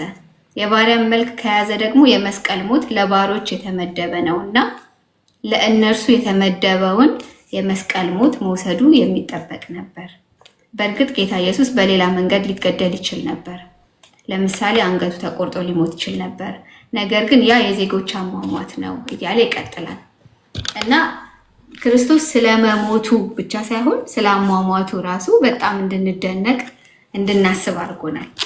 ስለዚህ ከዚህ ጋር አያይዘህ የምትለን ነገር ካለ ፖልዬ እንድትለን ፈልጋለሁ እና ፊልጵስዩስ 2:6 የባሪያ መልክ የሚለው ማለት ነው ከዚህ ውጪ ይፈታል ወይ? ላይክ የባሪያ መልክ እንደያዘ ለሞትም ይኸውም የመስቀል ሞት እንኳን የታዘዘ ሆነ የሚለው መስቀል ላይ መሞቱ ነው የባሪያ መልክ ይዞ የተባለው። ይሄ ብቻ ነው ወይ ማብራሪያ ወይስ ሌላ ማብራሪያ አለ ወይ የሚለውን እንድትመልስልኝ እኔ በበኩሌ እጠይቅሃለሁ። የዘርሽንም ያው አሁን ከፈለክ ያው በምትፈልገው መንገድ መመለስ ትችላለህ። ጀስት ትንሽ ኮንትሮቨርሻል ቶፒክ ስለሆነ ሰፋ ያለ ጊዜ የሚያስፈልግህም ከሆነ መዳሰስ በምትፈልግበት መጠን እንዳሰህ መቀጠል ትችላለህ። ታንኪዩ። ያው ከዚህ በፊትም ሰዎች ፒኤስኤ ብለው ጠይቀዋል፣ ያነሳሉ። ያው በጣም ስር የሰደደ ነገር ነው። ፔናል ሰብስቲቱሽን አቶንመንት እሱ ሞዴል ነው። አቶንመንት ሞዴሎች አሉ። ፔናል ሰብስቲቱሽን አንድ ሞዴል ነው። ክርስቶስ ቪክተር ሌላ ሞዴል ነው። ሰብስቲቱሽንም አይ ቲንክ ሞዴል ነው። የተለያዩ ሞዴሎች አሉ። ይሄ መጽሐፍ የትኞቹንም ሞዴሎች አያቀርብም። የትኞቹንም ሞዴሎች ደግፎም ተቃውሞም አይቀርብም። ምክንያቱም ሞዴሎች ሰው የሰራቸው በዘመናት ውስጥ ለምሳሌ ፔናል ሰብስቲቱሽን የመጀመሪያው 1000 ዓመት ውስጥ ያልነበረ ሁለተኛው 1000 ዓመት ላይ የመጣ ነው። ሰዎች ወይም ቤተክርስቲያን ማለት ይሄ ነው ለዘመናቸው መልስ በሚሰጥ መልኩ በዘመኑ ንጽረተ ዓለም በዘመኑ ባህል የክርስቶስን ሞት በሆነ መልኩ ያስተላልፍልናል ብለው ያሰቡትን ሞዴል ክሬት ማድረግ ይችላሉ እና እነሱ መጽሐፍ ቅዱሳዊ ሳይሆኑ ከመጽሐፍ ቅዱስ ተነስተው ለዘመናቸው ሰዎች ትርጉም በሚሰጥ መልኩ ለየትውልዱ ሞዴል የሚያቀርቡበት ነው። አሁን በ21ኛው መቶ ክፍለ ዘመንም የግድ 16ኛው መቶ ክፍለ ዘመንን ሞዴል አንጠቀምም። ሌላ ለኛ ሞዴል የሚሰጥ ነገር ለኛ ትርጉም የሚሰጥ ሞዴል ለኛ ትውልድ መልእክት የሚያስተላልፍ ሞዴል እናምጣ ብለው በዘመናችን ያለን ክርስቲያኖች እኛንም ጨምሮ ማለት ነው ሞዴል ልናበጅ እንችላለን። ስለዚህ ለኔ ፒኤስኤ አንድ ሞዴል ነው እና እንደ ሌሎቹ ሞዴሎች ሁሉ የሰዎች በሆነ ዘመን ውስጥ መልስ ለመስጠት ያመጡት ሞዴል ነው እና የትኛውም ሞዴል ለሆነ ዘመን የሚሰራ ከሆነ በሌላ ዘመን ጥያቄም ሊነሳበት ይችላል፣ ዊክነስም ይኖረዋል። ስለዚህ ሞዴል የዚህ መጽሐፍ አጀንዳ አይደለም እና ስለ ፒኤስኤ ወይም ስለሌሎቹ ሞዴሎች ደጋግማችሁ የምትጠይቁኝ ሰዎች የመጽሐፉ ንዑስ ርዕስ የተሰቀለው ካለ በኋላ የጌታ ኢየሱስ የመስቀል ሞት መጽሐፍ ቅዱሳዊ ትንተና ነው የሚለው። ስለዚህ ቢብሊካል አናሊሲስ ነው እንጂ ሞዴሎችን አያበራራም። መጽሐፍ ቅዱስ ላይ ያለው ነው የሚያቀርበው። መጽሐፍ ቅዱስ ምንድነው የሚያቀርበው ስንል መጽሐፍ ቅዱስ የሚያቀርበው ዘይቤ ነው የሚያቀርበው ወይም ሜታፎር ነው የሚያቀርበው። መጽሐፍ ቅዱስ ምሳሌዎችን ነው የሚያቀርበው። መጽሐፍ ቅዱስ ስዕሎችን ነው የሚያቀርበው። መጽሐፍ ቅዱስ መዝሙር ነው የሚያቀርበው። ለምሳሌ ፊልጵስዩስ 2 መዝሙር እንደሆነ ይታሰባል። ስለዚህ መጽሐፍ ቅዱስ ሜታፎር ስለሆነ የሚያቀርበው እነዛን ሜታፎሮች ነው ይሄ መጽሐፍ የሚያቀርበው። መጽሐፍ ቅዱስ ላይ የቀረበው ሜታፎር 5 ሜታፎሮችን ይሄ መጽሐፍ ያቀርባል። አንደኛው ሜታፎር የባሪያ ገበያ ላይ የተወሰደ ሜታፎር ነው። ባሪያን እንዋጃለን፣ የተሸጠ ባሪያ ይዋጃል። ስለዚህ እግዚአብሔር ዋጀን ሲል ምን ማለት ነው? ይህንን ያብራራል። መዋጀት ከገበያ የተወሰደ ዘይቤ ወይም ሜታፎር ነው። እርቅ በቤተሰብ መካከል ይካሄዳል። ለምሳሌ እግዚአብሔር ዓለምን ከራሱ ጋር ያስታርቅ ነበር ይላል። ስለዚህ ስለ እርቅ ያወራል እና የእርቅ ሜታፎር ከክርስቶስ ሞት ጋር በዚህ መጽሐፍ ላይ ፕሮፐርሊ ቀርቧል። ቀጥሎ ደግሞ ማጽደቅ ነው። ማጽደቅ የፍርድ ቤት ቋንቋ ነው። ስለዚህ ማጽደቅ ምን ማለት ነው? ስለዚህ ይሄንን ዘይቤ የፍርድ ቤቱን ቋንቋ ዘይቤ ወስዶ ይሄ መጽሐፍ ስለ ዘይቤ በስፋት ያቀርባል። ቀጥሎ ሌላው ክርስቶስ ራሱን በመስዋዕትነት ማቅረቡን ይናገራል። መስዋዕት በብሉይ ኪዳን በደንብ ተተንትኗል። የመስዋዕት ዘይቤ ምን ማለት ነው? ያንን ይተነትናል፣ ያስረዳል። በዛ ውስጥ አንዳንድ የተሳሳቱ አመለካከቶቻችንን በስፋት በመካከላችን ያሉትን ለማቃናት ይሞክራል። ከዛ ውጪ ደግሞ የጦርነት ዘይቤ አለ። ለምሳሌ የቆሎሳይስ መጽሐፍ ላይ በመስቀሉ ኃይላትን ስልጣናትን ድል ነስቶ ትጥቃቸውን አስፈትተው በግልጥ እያዞረ አሳያቸው ይላል። የጦርነት ቋንቋ ነው። የዲያብሎስን ስራ ሊያፈርስ የእግዚአብሔር ልጅ ተገለጠ ይላል። እነዚህ ሁሉ ነገሮች የጦርነት ስለሆነ ስለዚህ የክርስቶስ ድል መንሳት በመስቀሉ እንዴት እንደተገለጠ ጠላትን እንዴት ድል እንደነሳ እነዚህ ሜታፎሮች ናቸው። በዋናነት 5 ሜታፎር ማለት ዘይቤ ማለት ነው። ዘርዝሮ ተንትኖ ይሄ መጽሐፍ የሚያቀርበው። ስለዚህ ፔናል ሰብስቲቱሽን የሚለው ጥያቄ የዚህ መጽሐፍ ርዕሰ ጉዳይ አይደለም። እሱ ብቻ ሳይሆን ሌሎቹም ሞዴሎች በዚህ መጽሐፍ በቀጥታ አልተዳሰሱም። ስለዚህ ሞዴሎችን ከቨር አያደርግም፣ ሜታፎሮችን ነው የሚያደርገው። ኢንዳይሬክትሊ ግን እንደሚነካቸው ግልጽ ነው። ምክንያቱም ቲዮሪዎቹ ወይ ሞዴሎቹም ከመጽሐፍ ቅዱስ ዘይቤዎች ተወስደው በኋላ ዴቨሎፕ የተደረጉ ስለሆኑ ፋውንዴሽናል በሆነ መልኩ መሰረታቸውን ይነካል። እንግዲህ ያ ደግሞ አንዳንድ ነገሮችን በደንብ አድርጎ እንደሚነቀንቅ ግልጽ ነው። ወደ ዘሩ ጥያቄ ልምጣ። ኢሳይያስ 53 እኛ ግን እንደተቸገረ በእግዚአብሔርም እንደተቀሰፈ ቆጠር ነው የሚለው። ስለዚህ በመስቀል ላይ ክርስቶስ ሲሰቀል አይሁዳውያኑ በመስቀል የሚሰቀል የተረገመ ነው የሚለውን ስላነበቡ ኦፍ ኮርስ የዘዳግም መጽሐፍ የሚነግረን በመስቀል ተሰቅሎ ስለመሞት አይደለም። በተለያየ መንገድ የተገደሉ ሰዎች አይሁዳውያን ድንጋይ ደብድበው ይገድላሉ። በድንጋይ መውገር ነው አንዱ የቅጣታቸው መንገድ። ስለዚህ ከተገደሉ በኋላ አስክሬናቸው ይሰቀላል። በዛ መንገድ ነው እንጂ ተሰቅሎ መሞት የሚገልጥ አልነበረም። ግን ያው ነው ለነሱ ያው ነው። ስለዚህ ያንን ስለሚያውቁ በመስቀል ላይ በዛ ደረጃ መሞቱን የፈለጉ መሞቱ የእግዚአብሔር ሰው እግዚአብሔር የላከው ሰው ነው ብለው እንዲቀበሉ አያደርጋቸውም። መሰቀሉ ብቻ ምን ያረጋቸዋል? የተሰቀለ የተረገመ ነው እግዚአብሔር ረግሞታል ብለው እንዲወስዱት ነው የሚያደርጋቸው። አይሁዳዊ የካህናት አለቆችም መሰቀሉን ነው የፈለጉት። ዝም ብሎ መሞት በድንጋይ ተወግሮ ምናም በቀላሉ እንዲሞት አልፈለጉም። እነሱ መሰቀሉን በስትሮንግሊ ፈልገዋል። ለምን? ስቀለው የሚል ቃል እኮ ነው የተናገሩት።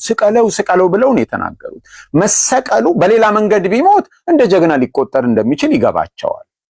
ነገር ግን በመስቀል ቢሞት ግን እግዚአብሔር የረገመው ተደርጎ ከእግዚአብሔር ያልሆነ ተደርጎ እንደሚቆጠርና ሐሰተኛ መሆኑን አስረግጦ ስለሚያሳይላቸው እሱን ነበር የፈለጉት። ስለዚህ በመሰቀሉ ምክንያት ልክ ኢሳይያስ 53 እንደሚለው እኛ ግን በእግዚአብሔር እንደተቀሰፈ ቆጠር ነው። በቃ አሲው ማድረግን ተሰቅሏል፣ እግዚአብሔር ረግሞታል። እዚህ ጋር ነው ትንሳኤው ትርጉም የሚሰጠው። ስለዚህ ትንሳኤው የሚያሳየው እግዚአብሔር አስነሳው። ጴጥሮስ ሲሰብክ ደጋግሞ እንደሚለው ሐዋርያው ቅዱስ ጴጥሮስ እናንተ ሰቅላችሁ ገደላችሁት፣ የአባቶቻችን አምላክ እግዚአብሔር ግን በመንፈሱ በኩል ከሙታን አስነሳው ብሎ ሲናገር ከሞት የሚያስነሳው እግዚአብሔር ስለሆነ ከእግዚአብሔር ውጭ ማንንም ከሞት ሊያስነሳ ስለማይችል እግዚአብሔር ክርስቶስን ያስነሳው መሆኑ አንድ ነገር ይመልሳል። አልረገምኩትም የሚል እኔ ረግሜው ቀጥቼው ቢሆን ኖሮ በቃ አብቅቷል ማለት ነው። እግዚአብሔር ያስነሳው መሆኑ ግን ምንድነው የሚያሳየው? በእግዚአብሔር የተረገመ እንዳልሆነ፣ በእግዚአብሔር የተቀጣ እንዳልሆነ፣ በእግዚአብሔር የተተወ እንዳልሆነ እናንተ ሰቀላችሁት፣ እኔ ግን አስነሳሁት። እናንተ የተረገመ መሰላችሁ፣ እኔ ግን አስነሳሁት እያለ እግዚአብሔር ምንድነው የሚያውጀው? እግዚአብሔር በክርስቶስ ትንሣኤ እያወጀ ያለው መሲሁ ጻድቅ ነው፣ መሲሁ ቅዱስ ነው፣ መሲሁ አልተረገመም። እናንተ እንደሱ ብላችሁ አሰባችኋል፣ ነገር ግን አልተረገመም። ንጹሕ ደም ነው ያፈሰሳችሁት። ኃጢአተኛ ያልሆነን ጻድቁን ነው የሰቀላችሁ። ቅዱስ ጴጥሮስ እንደሱ ነው የሰበከው። እናንተ አመፀኛውን ነፃ ለቃችሁ፣ ቅዱሱን ግን ካዳችሁት። ቅዱሱን ግን ሰቀላችሁት፣ ጻድቁን ካዳችሁት ነው። በጲላጦስ ፊት ጻድቁን ካዳችሁት ነው የሚላቸው። የካህናት አለቆችም ሐዋርያትን መጀመሪያ በክርስቶስ ኢየሱስ ስም ተአምር ሲፈጽሙ ሐዋርያት ሥራ የመጀመሪያዎቹ ምዕራፎች ላይ ምዕራፍ 4 ላይ የምናየው ምን ብለው ነው ተቃውሞ ያቀረቡት? የዚህን ሰው ደም በእኛ ላይ ታመጡብናላችሁ ነው ያሉት። ምክንያቱም ወንጀለኛ ነው፣ እግዚአብሔር ረግሞታል ያሉት። እግዚአብሔር አስነስቶት በስሙ ድንቅና ታምራት ይፈጸማል ማለት እግዚአብሔር አልረገመውም፣ እናንተ ተሳስታችኋል ማለት ነው። ይሁዳ ራሱ ምንድነው ያለው? ንጹህ ሰው አሳልፌ በመስጠቴ ተጸጽቻለሁ ነው ያለው። ስለዚህ ትንሣኤው ክርስቶስ እንዳልተረገመ ማረጋገጫው ነው። ክርስቶስ የምር ተነስቶ ከሆነ አይሁድ እግዚአብሔር የረገመው ነው ብሎ በማሰባቸው ተሳስተዋል ማለት ነው። አለበለዚያ እግዚአብሔር የረገመው ከሆነ አይነሳም፣ እንደሞተ ነው የሚቀረው። ስለዚህ የክርስቶስ ትንሣኤ ማረጋገጫው እግዚአብሔር ክርስቶስ ኢየሱስን ያረገመው መሆኑን፣ በመስቀል ላይ በመሰቀሉ ምክንያት እንዳልተረገመ፣ በመስቀል ላይ በመሰቀሉ ምክንያት በእግዚአብሔር እንዳልተቀጣ ማረጋገጫው ትንሣኤው። ስለዚህ አይሁድ እንደዛ ቢያስቡም እግዚአብሔር ክርስቶስን ያስነሳው መሆኑ ለዚህ ፍቱን መድኃኒት ነው። እናንተ ሰቀላችሁት፣ እግዚአብሔር ግን አስነሳው። እናንተ እኛ እንደተቀሰፈ በእግዚአብሔር እንደተረገመ ቆጠር ነው፣ ግን ተሳስተናል ነው እያለ ያለው። ስለዚህ የክርስቶስ ትንሣኤ የነሱን ስህተት አጋልጦ የሚያወጣ መሆኑን ነው የሚያሳየን ማለት ነው። ታንኪዩ።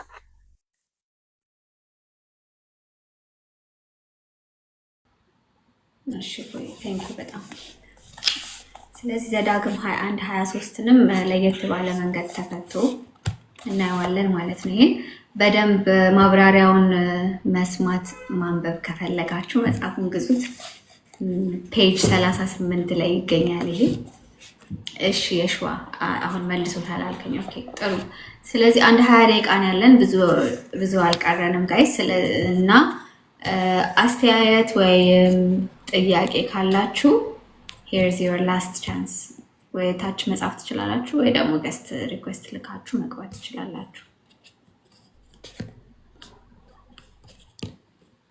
እንዴት ነው መጽሐፉን የምናገኘው? እሺ ስምህ ኢትዮጵያ ይላል። ስለዚህ ኢትዮጵያ ታህሳስ 12 ነው የሚታተመው። ኢትዮጵያ ብሎ ከኢትዮጵያ አይወጣም ብለሽ ነው? I'm just assuming።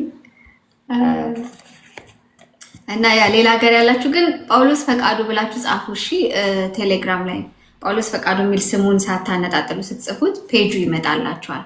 ከዛ እሱን ፔጁን ጆይን ስታደርጉ የእያንዳንዱ አገር ኢንፎርሜሽን አለው እዛ ውስጥ፣ ቴሌግራም ቻናሉ ማለት ነው፣ ሙሉ ስሙን። እሺ ቃል አንድ ቁጥር ጽፈሃል፣ ቀጥል።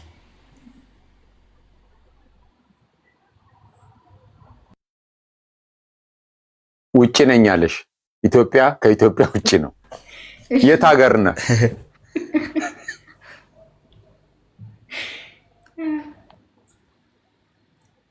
እሺ ዲቢ ፍራንስ ነኝ ያለሁት። እንዴት ነው መጽሐፉን የማገኘው? ፍራንስ ፓሪስ ያለው የአበሻ ቸርች አለ። ይለቅ ባላቅም ፓሪስ ያለው አይ ቲንክ አንድ ቸርች ይሆናል ያለው ብዬ ነው የማስበው። እዛ ያለው ቸርች አለ። ስፔሲፊክ ስሙን መስጠት እችላለሁ በኋላ ኢንቦክስ ብታረጉልኝ። ግን ፓሪስ ያለው ቸርች አለ። ስዊዘርላንድ ብሏል ኢትዮጵያ። ስዊዘርላንድም አለ። እንዲያውም ሁለተኛ ዙር ትላንትና ደርሷል። እዛ ወንድሜ ጋር አለ። ስልኩን መስጠት እችላለሁ በውስጥ መስመር፣ ችግር የለም። ግላስኮ ያለ ያላልከው ግላስኮ ተልኮ ነበር። አይ ቲንክ ያለቀ ይመስለኛል። ግን እዚሁ ዩኬ ነው። በፖስታ ልልክልህ እችላለሁ። 4 ብር ቢያስወጣ ነው ፖስታ ተጨማሪ። ስለዚህ ኢንቦክስ ታደርግልኛለህ፣ በፖስታ ልልክልህ እችላለሁ፣ ፈርሜ ልልክልህ እችላለሁ። ወይም ስም አላየውም ወንድ ይሁን ሴት ይቅርታ አስዩም አድርጌ ነው፣ ችግር የለም። ጀርመንም አይ ቲንክ የመጀመሪያው አልቋል። ሁለተኛ መላክ ስለመቻሌ እርግጠኛ አይደለሁም። እንግዲህ ወይ ከኢትዮጵያ ይላካል ማለት ነው። ኔዘርላንድም አምስተርዳም ያለው ቸርች ተልኮ ነበር። አምስተርዳም ያለው ቸርች እዛ ቼክ ማድረግ ይቻላል። ማለት ነው። አይ ቲንክ የሁላችሁንም መለስኩ ማለት ነው። አትላንታ ዩኤስኤ አለ አንድ ቦታ ነው። ዲሲ አካባቢ አለ፣ ከዛ ይላካል በፖስታ። ስለዚህ አሜሪካ ያላችሁ የትም ቦታ አድራሻ የምትፈልጉ በውስጥ ጠይቁኝ እነግራችኋለሁ። ሳውዝ አፍሪካ አልተላከም። ሳውዝ አፍሪካ ዩዥዋሊ ከኢትዮጵያ ነው። ባለፈው እግዚአብሔር ልጅም ኢትዮጵያ ከታተመ በኋላ ከኢትዮጵያ መላክ ነው የሚቀለው ብዙ ምልልስ ስላለ የሰዎች። ስለዚህ ሳውዝ አፍሪካ ያላችሁ ኢትዮጵያ እስኪታተም ጠብቁና በሆነው መንገድ ከዛ መምጣት ይችላል። እኔም መላክ እችላለሁ፣ ሰዎችም ከዛ መውሰድ ትችላላችሁ ማለት ነው። ስለዚህ አሜሪካ ያላችሁ አሜሪካ አለ አድራሻ በውስጥ ጠይቁኝ። ካናዳ ያላችሁ አድራሻ አለ እልክላችኋለሁ፣ በውስጥ ጠይቁኝ። አፍሪካ ያላችሁ እንግዲህ ኢትዮጵያ ከታተመ በኋላ ነው የሚመጣው። ኢትዮጵያ ዲሴምበር 21 ወይም ታህሳስ 12 ይመረቃል ማለት ነው። ሌላ አለ የጠየቀኝ ቦታ አይ ቲንክ ጳውሎስ ፈቃዱ የሚል ቴሌግራም አለው ጋይስ፣ በስሙ ማለት ነው አንድ ላይ አይደል? ጳውሎስ ፈቃዱ ነው። አዎ አት ጳውሎስ ፈቃዱ ብላችሁ ታገኙኛላችሁ። አድራሻውን በግል የሰዎችን ስልክ ዝም ብዬ እንዳለጥፍ ነው ፊት ለፊት። ስለዚህ ስላላስፈቀድኩ ማለት ነው። በውስጥ ግን ልሰጣችሁ እችላለሁ የምትፈልጉትን አድራሻ እና ደግሞ እዛ ልትሄድ መሆኑ ለእኔ በረከት የት ማለት ነው። ኤቪን ነው ኤቪ ወልካም ብለናል። በዚህ አጋጣሚ ስላስተጋባ ሚትላልከ እንትን ኤቢ የተሰጠውን ኮፒ ለአንድ ካቶሊክ ቄስ ሰጥቶታል እና ይሄን ልንገርህ ብዬ ነው መምጣቱ ካልቀረ እዚሁ ምንድነው አሁን ኮምፕሊመንት ነው ኮምፕሌን ነው ይሄ ነገር? አንብበህ ጨርሰህ ፖል ሰላም ብያለሁ፣ ስላየሁ ደስ ብሎኛል። እንዴት ነህ? ዛዌ ሊዲያ ሊዱ ቃል ሁላችሁም ታችም ያላችሁ ሰላም ብያለሁ።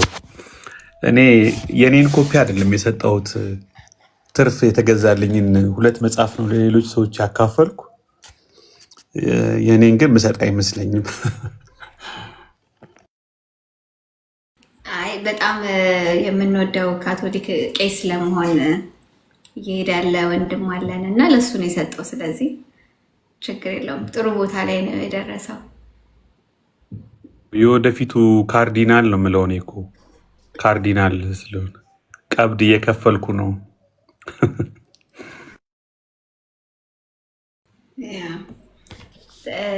እሺ ቃሌ አንድ ቁጥር ጽፈህ ነበረ። ያ ጥያቄ ተጠይቋል ኦልሬዲ። ቴክኒካል አደርገው ነበር ግን በጣም አሪፍ ነገር ነው ያነሳኸውና ከዛ በላይ መሄድ የለበትም። እነዛ ሞዴሎች እነዛ ቪውስ ኢን ፒክቸር ገብተው አይደለም የተቀመጡት። ስለነሱ ከተነሳ በጣም ብዙ ነገር ይነሱ ይሆናል። ወደኋላ ተመልሰን ፓትሪስቲክ ኤቪደንስ ለማየት ሞክር ይሆናል ምናምንና እነዛን ነገሮች ግን እንትን ለማድረግ ዲል ለማድረግ አይደለም። ዋናው ጉዳይ ወደ መስቀሉ ማሳየት ስለሆነ ስለዚህ በዛ መንገድ አንስተዋል።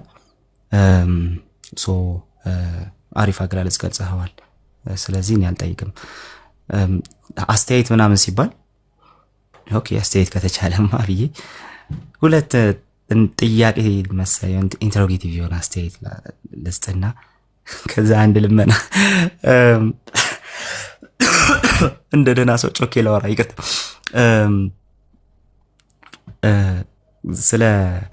ስለ መጽሐፉ ሳስብ እና አንዳንድ ጊዜ አንዳንድ ሰዎችን ሆኜ አነባለሁ መጽሐፍ ቁጭ ብዬ ሌሎች ሰዎችን ሆኜ አነባለሁ እና እንደዛ ሲሆን ተለቀብኝ መጽሐፉ። ለአንዳንድ ሰዎች ትልቅ ነው፣ በቃ መጽሐፉ ትልቅ ነው እና ኢትዮጵያዊ የማንበብ ልምዳችን የማንበብ ባህላችን የት ድረስ እየሄደ እንደሆነ እናውቃለን። እና ያንን የንባብ ባህልን ማምጣት አንዱ ስትራግላችን ነው እዚህና ግን እንትን አሰብኩ ፖል ምናልባት አስበው ከሆነ አላቅም ከሱ ጋር አብረህ ስታዲ ቡክሌት የማዘጋጀት እንትን ይኖር ይሆን የማዘጋጀት ሐሳብ ይኖር ይሆን ይኖር ወይ?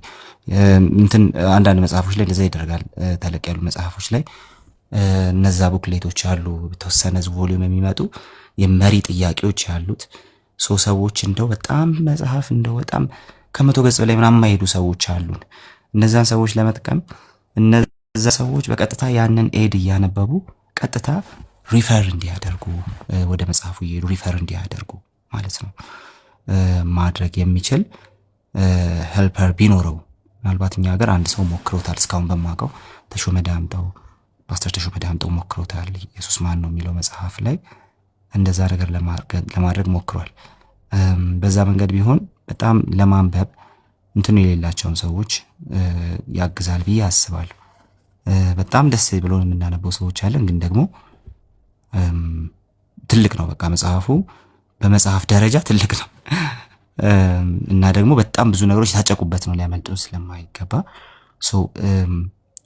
ለእንደዚህ አይነት አንባቢዎች ደግሞ በዛ መንገድ የሚያግዝ ነገር ብታደርግ መልካም ነው። እንዳስተያየት ግን እሱን ታስባለህ ወይ? እንደው ዝም ብለህ ብታየው አሪፍ ነው ብዬ ስላሰብኩ ነው። አስተያየት ሲባል ትሪገር ያደረገኝ እና ሁለተኛው ደግሞ መጽሐፍ ታህሳስ ላይ እዚህ ይመረቃል፣ ቸኩያለሁ። ታህሳስ ላይ ከመመረቁ በፊት እዚህ ግን አንድ እንደዚህ አይነት ሴሽን እንፈልጋለን ለሊዱና ለፖሉ ጊዜ ካለ በጣም እንትን እንደሆነ አውቃለሁ አገልግሎት ላይ ምናምን፣ ግን ጊዜ ካለ ከመጽሐፉ ላይ በጣም እንትን የሚያደርጉ ሰዎች ተች ያደረጓቸውን ነገሮች ይዘው መጥተው ዲቮሽናል በሆነ መልኩ ደግሞ መጽሐፉን በዛኛው ሳይል በጣም ዲቮሽናል በሆነ መልኩ የምናይበት ያንን ዲቮሽናል ኢንፈሲስ የምናይበት ጊዜ ቢኖረን እዚህ ያለን ሰዎች ደስ ይለናል። አንተን የጊዜ መሻማት እንደሆነ እናውቃለን፣ ግን ደግሞ ቢኖረን በጣም ደስ ይለናል። ከቻልክ እንደዛ ቢሆን ጥሩ ነው ብዬ አስባለሁ። ያው ልመናው እንግዲህ አንዳንድ ወገኖች አለን እጅ የምትጭንብን የመጨረሻ ስቴትመንት ነውና እጁን ይጫንብን ሊዱ እስቲ አማልጂን እያልኳት ነበር ከኮሚትመንት ጋር ከፋሚሊ ጋር እና እንደ ቀላል አላየሁትም። በቃ አትጻፍ የሚለውን የልጆች አስተያየት እንደ ቀላል አላየሁትም።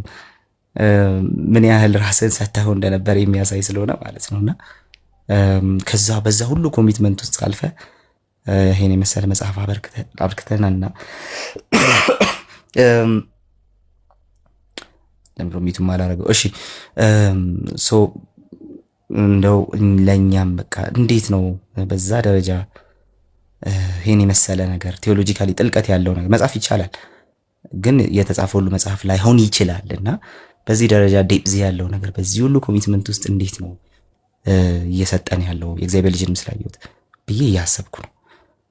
ከሊዱ ጋር ስለምናወራ ታውቃለችና የሆነ ነገር ጽፌ ከግማሽ በላይ የጻፍኩትን አጥፍቼ እንደ አዲስ የምጀምር ሰው ነኝ። እዚህ አንዳንድ ወገኖች አለ እንደዛ ስትራግል ብዳረግና እንደው ፖል ወይ እጁን ይጫንብን ወይ ልምዱን ያካፍለን፣ ከሁለት አንዱ ነው። ለምናይ እጅ መጫኑን ከተስማማ በቃ ስትመጣ እዚህ ያው አለው። ተባረክልኝ ፖል፣ እግዚአብሔር ይባርክ። ፕሊስ ዩ ታንክ ዩ። መጀመሪያ ያነሳኸው ጥያቄ ከዚህ በፊትም በእግዚአብሔር ልጅ ተደጋጋሚ ተጠይቅ ያለው አላቅም። መጽሐፉን ስሰራ ኢነርጂን በሙሉ አንጠፍጥፌ ስለጨረስኩ ይሁን ወይ ስላልሞከርኩት ተራራ መውጣት ሆኖብኝ ይሁን ወይ የምርም አልችልም መሰለኝ። በቃ ስተዲ ጥያቄዎችን ማዘጋጀት የጥናት ጥያቄዎችን ማዘጋጀት አልቻልኩም። በቃ እንዲያውም እርዱኝ ሁሉ ብያለሁ። ሄልፕ ብለሃል፣ እኔ ራሴ ሄልፕ እፈልጋለሁ። መጽሐፉን በደንብ አንብቦ ሐሳቤን በደንብ ተረድቶ ለጥናት የሚሆኑ ጥያቄዎችን የሚያዘጋጅልኝ ሰው ባገኝ በጣም ነው ደስ የሚል። እኔ ፐርፌክሽኒስት ነኝ። መጽሐፍ ላይ በተቻለ መጠን የፊደል ግድፈት እንዳይኖር በጣም ነው የምጠራው። ሲገኝ ተጨማሪ እየከፈልኩ ሁሉ አስቀይራለሁ። እንደገና ሪፕሪንት አውን ሳዝ በቀላሉ ፕሌት መሄድ ያለበትን ኖ ብዬ የተወሰኑ ገጾች ቀይራለሁ እና በጣም ፐርፌክሽኒስት ስለሆንኩ ራሴ ጽፌ ሌያውቱን ራሴ ያዘጋጅቼ ፊደል ለቀማውን አንዴ ሶፍት ኮፒውን ከዛ ፕሪንት አድርጌ ወረቀት ላይ በጣም ኢነርጂን እዛ ላይ በጣም ስለማንጠፈጠፍ ነው መሰለኝ ሲጨርስ እልቅ እላለሁና እዛ ላይ ስተዲ ኖት ማዘጋጀት ማለት በቃ ምንም የሚተርፈኝ ነገር የለም እና እሱ ሊሆን ይችላል። አልሆነልኝም። በቃ አልቻልኩም። እንዲህ አይነት ነገሮች እንደው ፐብሊሸር ኖሮ በመረዳዳት ቢሰራ ወይ ያንን ሌላ ሰው ያዘጋጀዋል ወይ እኔ የምደክምባቸውን አንዳንድ ነገሮች ቢያቃልልልኝ እሱን ለመስራት አቅም ይኖረኛል። ስለዚህ እኔ አሁን እየተመኘው ያለሁት በደንብ ሐሳቡን ተረድቶ ወይም ተረድተው በግሩፕ ስተዲ ኖት የሚያዘጋጁ የጥናት ጥያቄዎች የሚያዘጋጁ የሚያግዙኝ ቢኖሩ ያንን ባይሆን አይቼ የማሻሻል የማረም ኮሜንት የማድረግ ነገር ኖሮኝ ማዳበር ይችላለሁ እንጂ በቃ አሁን ገና እንደዚህ ሳስበው ድክም ነው የሚለኝ። በቃ ኢነርጂ አይ ቲንክ እዛ ላይ በጣም ይንተፈጠፋልና ለማገገም እንደገና ለመነሳት ጊዜ ፈጅብኛልና ባጭሩ ይሄ ሁሉ አተታ ባጭሩ በቃ አቅም የለኝም፣ ደክሞኛል ነው። ስለዚህ የሚረዳኝ ካገኘው ሐሳቡ ጥሩ ሐሳብ ነው። እኔ ግን በቃ ደከመኝ። ሁሉ እንደዚህ ሆናለሁ። በዛም መጽሐፍ ላይ እንግዲህ ቴዎሎጂካል መጽሐፍ ስጽፍ ይሄ ሁለተኛዬ ነው። አሁንም ተመሳሳይ ስሜት ነው የሚሰማኝ። አስፈላጊነቱን አምንበታለሁ። የሆነ ጊዜ ይሰራ ይሆናል። ግን እኔ እውነት ለመናገር አልቄያለሁ። እንደዛ ነው የምለው። ሁለተኛ የጠየከኝ ምን እንደነበር ጠፋኝ። ከሁለተኛው ብጀምር ጥሩ ነበር።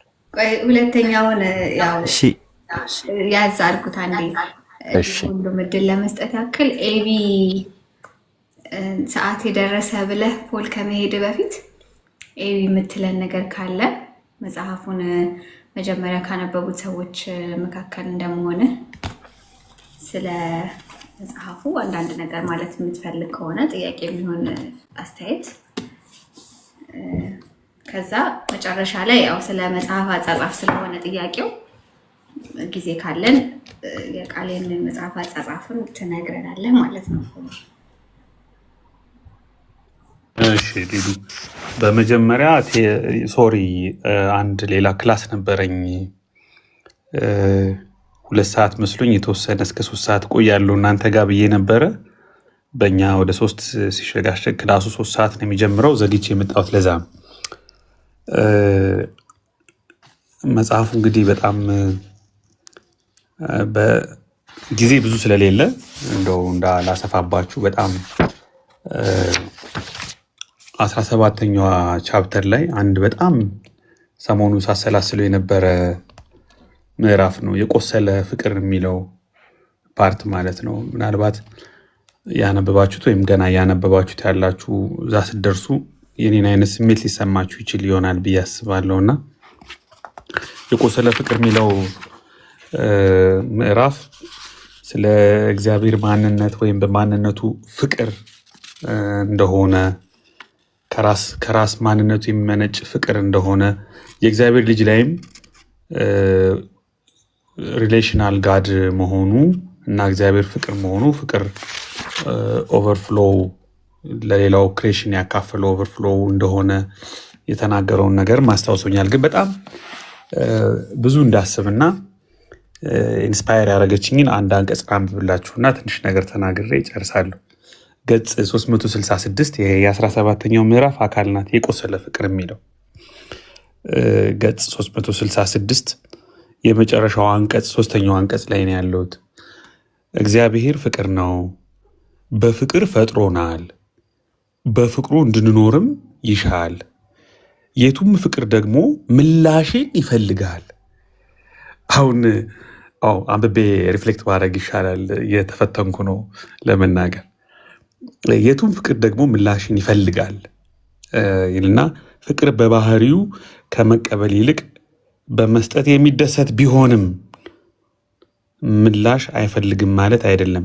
አላስችለኝ አለ። በቃ ልናገር በኋላ ነው።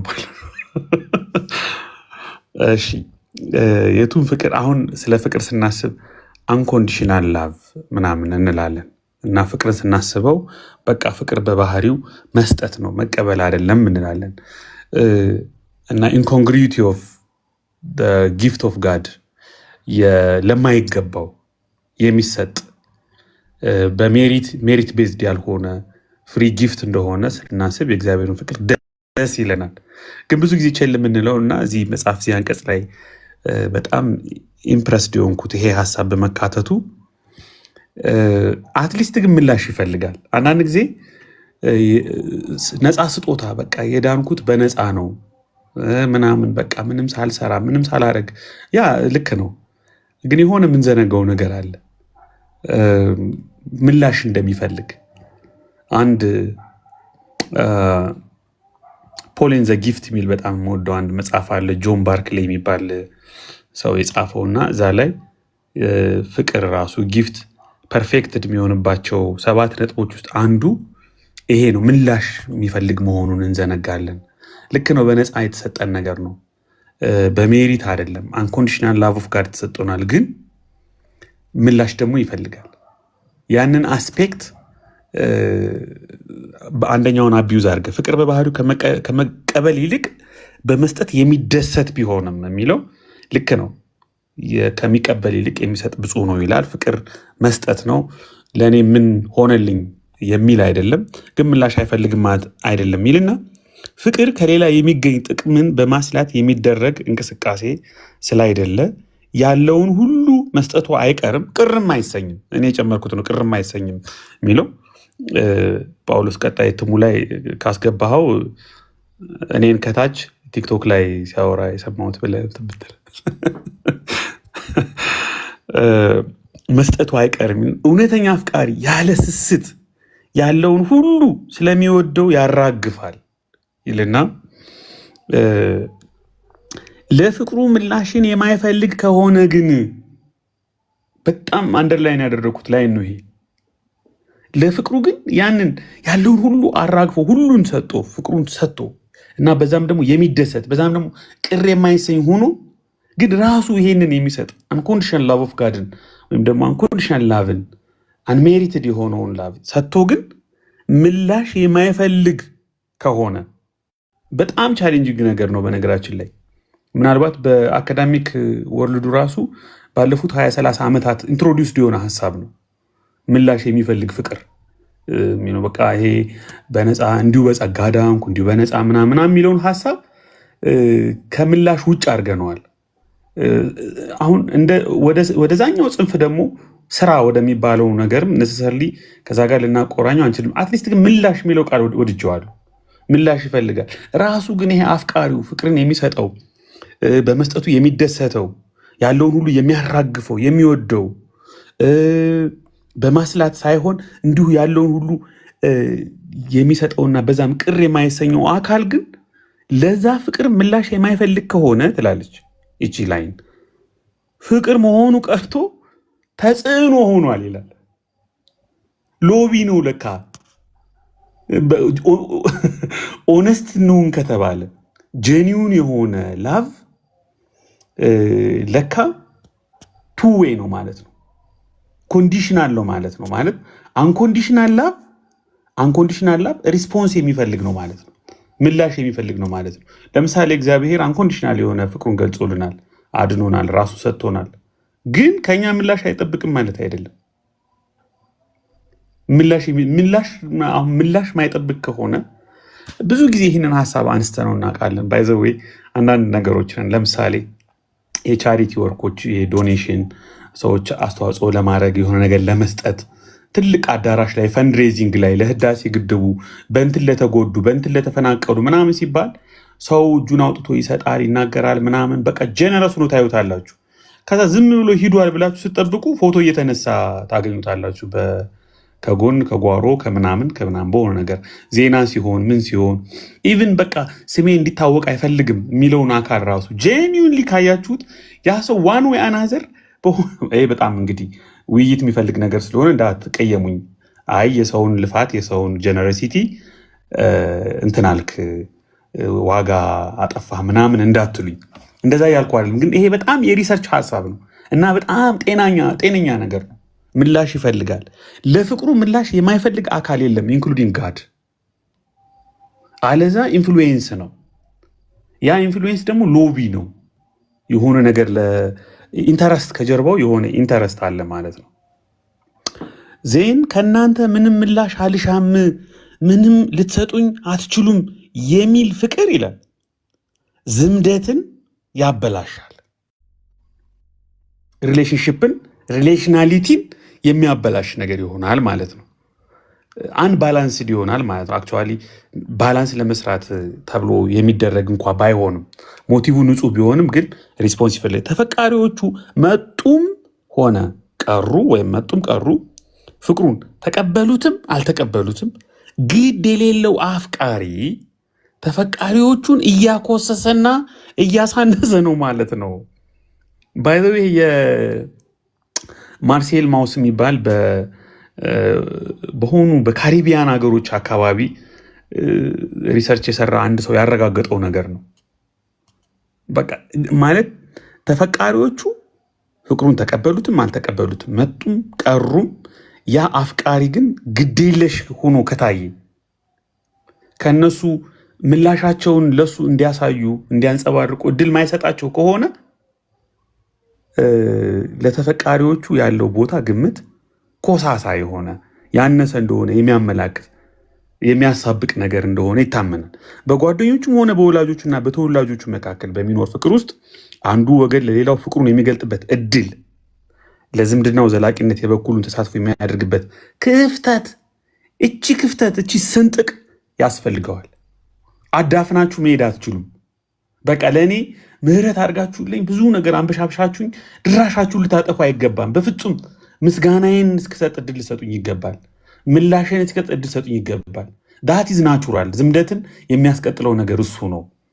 ዲቫይን ሂውማን ኮሚኒኬሽንም ስታብሊሽድ የሆነው በዚህ ሪስፖንሲቭ በሆነ ኮሚኒኬሽን ነው እና ዝም ብሎ በቃ አንዳንድ ባይዘው ይሄ አንቀጽ አንዳንድ ቴዎሎጂዎችንም ችግር ውስጥ የሚከት ነው። አሁን ስማቸውን መጥራት ስለማልፈልግ ነው አንዳንድ ነገሮች ወደ ሌላ ዲስከሽን ውስጥ እንዳንገባ ማለት ነው። ቀጥሎ ምን ይላል? አንቀጿ ልጨርሳት። በእውነተኛ የፍቅር ግንኙነት ውስጥ ኳሊፋይ ተደርጓል። በፍቅር ግንኙነት ሳይሆን በእውነተኛ ጄኒውን ፋሚሊያል ወይም ደግሞ ላቭ ሪሌሽንሽፕ ውስጥ ራሳችንን በፍቅር ለሌላ ስንሰጥ እኔ የዚችን አረፍተ ነገር ፓወርፉልነት አጽንኦት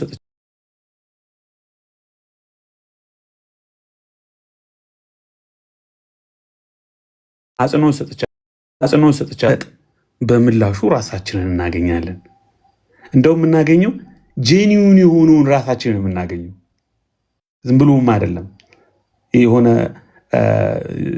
የተሰራ በእውነተኛ ሪሌሽንሺፕ ዴቨሎፕ የሆነ የሚገርም ፐርሰናሊቲያችን የምናገኘው በእውነተኛ የፍቅር ግንኙነት ውስጥ ራሳችን በፍቅር ለሌላ ስንሰጥ በምላሹ ራሳችንን እናገኛለን። በእውነተኛ ፍቅር ለሌሎች ራሳችንን መስጠት ማለት the true face of ourselves ወይም ደግሞ the true the very nature of the very identity of ourselves የምናገኝበት ፕሮሰስ ነው። እውነተኛ የሆነ ፍቅር ስታብሊሽ ተደርጎ ሪስፖንሲቭ በሆነ ዝምደት የተገነባ እውነተኛ ፍቅር እኛ ራሳችን ትሩ ፐርሰናሊቲያችን ትሩ አይዴንቲቲያችን ቢውልድ አፕ የሚሆንበት ነገር ነው እና እቺ ላይን በጣም ፓወርፉል ላይ እንደሆነች አምናለሁ። ልክ ከላይ ቅድም እንዳልኳችሁ ለፍቅሩ ምላሽን የማይፈልግ ሎቢ እያደረገ ነው ከሚለው ጋር አብራችሁ አስቡት። ኦኬ፣ መጨረሻ ላይ ነፍሱን የሚሰጥ ያገኛታል የተባለው ለዚህ ነው። ሰዎችም እውነተኛ ማንነታችንን የምናውቀው የእግዚአብሔርን ፍቅር ስንገነዘብ ነው ይላልና እቺ የመጨረሻዋ 17ኛዋ ቻፕተር በጣም ሰሞኑን ድጋሚ ያነበብኳት ስትራይክ ያደረገችኝ ላቭን ሪሌሽንሽፕን ከሰዎችም ጋር ከእግዚአብሔርም ጋር ያለን ግንኙነት ሪቪዚት እንድናደረግ እንደገና እንድናስበው የሚረዳ ነገር ነው። ፖል በድጋሚ ተባረክ መጽሐፍ ስለጻፍክልን በጣም ቢዚ ስለሆንኩ ነው ዚዝ ዴይስ እንጂ አልፎ አልፎ አንዳንድ እንትኖችን ቃል ገባለው። ቲክቶክ ላይ ቪዲዮ ሰራለው፣ አነባለው። ለሌሎችም ሼር ማድረጉ ስለሚጠቅም ሊዱ ሁላችሁም ተባረኩ። ቴንኪዩ ኤቢ በጣም ተባረክ። ጌታ ዘመንህን ይባርክ። መጨረሻውን ነገር ከልል ነበረ ግን ያው ኦኬ እናነባለን፣ እንደርስበታለን። ቴንኪዩ በጣም ቆየ። ቀጥል። የጋሽ በቄ መጽሐፍ ሲመረቅ ጣልቃ እየገባ አንዱ ተናጋሪ እኔ ነበርኩ።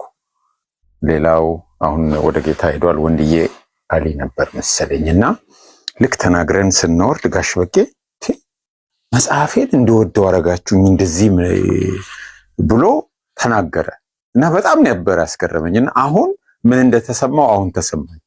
ምን ተሰምቶት ሊሆን እንደሚችል አበባዬ ሲናገር እንደወደው አደረገኝ። ይህንን ማለት እኔ በጣም በምን ስሜት እንደጻፍኩት አውቃለሁ። ምንም መናገሩ ብዙ አያስፈልግም፣ ግን በጣም ለኔም እንደዛ ነበር። አሁን እሱ የተነተነበት መንገድ ግን እኔ ካየሁበትም የሚለዩ ነገሮች አሉት እሱ ያየበትና እንደወደው ልታረገኝ ነው ይህንን በተለየ ማለት ነው። እና እግዚአብሔር ይባርክ። ግዛው መጽሐፉን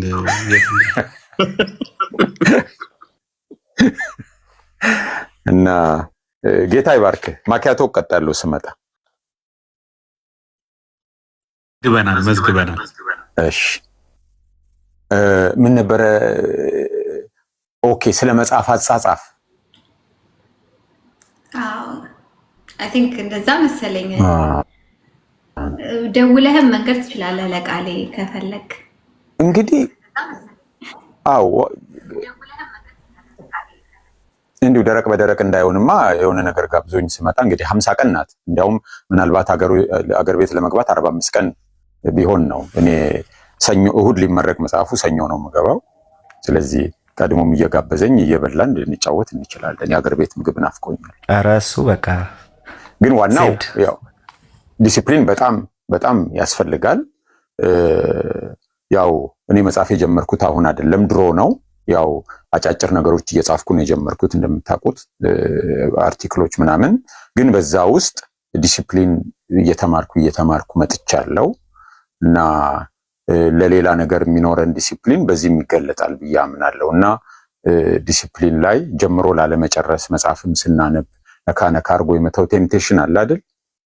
ሁሉም ነገር ላይ ቴምፕቴሽን አለ። አይ ቲንክ እነዛ ላይ ዲሲፕሊን ራሳችንን ማስተማር ለመጽሐፍም የሚጠቅም ይመስለኛል። ኢንስፓይሬሽኑ ካለ የመጽሐፍ ስጦታው ካለ ያው መጽሐፍ ስጦታ ነው። ስጦታውም ካለ ኢንስፓይሬሽኑም ካለ ዲሲፕሊኑ ግድ እንዲኖር መስራት ያስፈልጋል።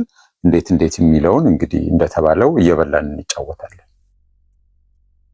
እስከዛ ሳሎም ይለቃል። ኧረ በደንብ አስለቅቃለሁ። የትኛውንም ዋጋ ከፍዬ በጣም በጉጉት ጠብቃለሁ። ተባረክ፣ ጌታ ይባርክ። አንድ ተረስታለች ማለት የአሁኑ ምክር ቀጥታ የሊዱ ምክር ነውና ኮንሳይድ አደረግም። ምን ነበር ያልከኝ ታዲያ? ይቅርታ። ኦኬ አስታወስኩ። ሌላ እንዲህ አይነት ይኑር በደስታ ኖቬምበር መጨረሻው ኖቬምበር ዛሬ መጀመሪያ ነው። መጨረሻ ማድረግ እንችላለን። ለምሳሌ የመጨረሻዎቹን 1 ወይ 2 ቅዳሜዎች መያዝ እንችላለን ብዬ አስባለሁ።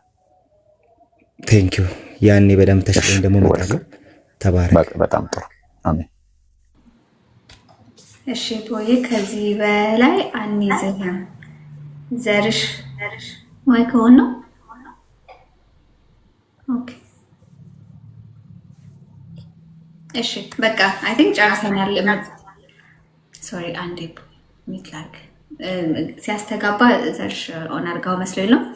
በጣም እናመሰግናለን ጋይስ። ወዝ ሾርት ኤንድ ፕሪሳይዝ።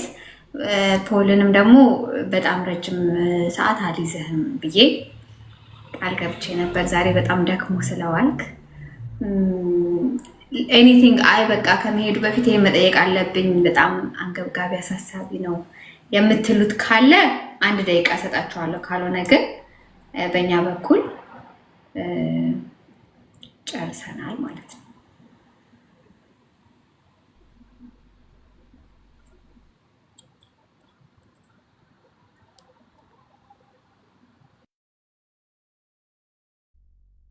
እሺ እኔ ላመስግን። እግዚአብሔር ይባርካችሁ ሁላችሁም ስለመጣችሁ። ሊዱ፣ ዘሩ፣ ቃሌ፣ አሁንም አበባዬ ስለመጣችሁ ቀድማችሁም የነበራችሁ ይህን እግዚአብሔር ይባርካችሁ። በርቱ። ደግሞ እንደገና እንገናኛለን። ስለ መጽሐፉ ውይይት ይካሄዳል ሲባል በሾርት ኖቲስ የመጣችሁ የተካፈላችሁ ሰዎች በጠቅላላ እኔ ራሱ ፖስት ያደረኩት አይ ቲንክ ከጥቂት ሰዓታት በፊት ነው። ምናልባት 5 ሰዓት 6 ሰዓት ቢሆን ነው ያደረኩት። ሊዱም ትላንት ማታ ነው ያደረግሽው። ሾርት ኖቲስ ነው አይደል? አዎ እንዲያውም የተወሰኑ ኮመንት አይቼ ነበር። ለምንድን ነው ፖል እንደሚመጣ ያልነገርሽን እያሉ ነበረ። ቪዲዮ ካልሆነ ብዙ አይደርስም። አይ ነው ግን ቪዲዮ መስራት ስላልቻልኩ ነው ያው ፎቶውን ፖስት ያደረኩት የነበረው። ሆፕፉሊ ኖቨምበር ኤንድ ኦፍ ኖቨምበር ላይ ምናልባት ጌታ ቢፈቅድ ሌላ ፕሮግራም ካለን እዛ ላይ በሰፊው እንገናኛለን። ቴንክ ዩ እና እግዚአብሔር ይባርካችሁ። የመጣችሁ በሙሉ ተባረኩ። በኢትዮጵያ አሁን በጣም እንደመሸ አውቃለሁ። አይ ቲንክ 5 ሰዓት ሆኗል ከምሽቱ። እግዚአብሔር ይባርካችሁ። በጣም በጣም በጣም አመሰግናለሁ። ከሌላም ቦታ ያላችሁ ታንክ ዩ ሶ ማች ጋድ ብሌስ ዩ።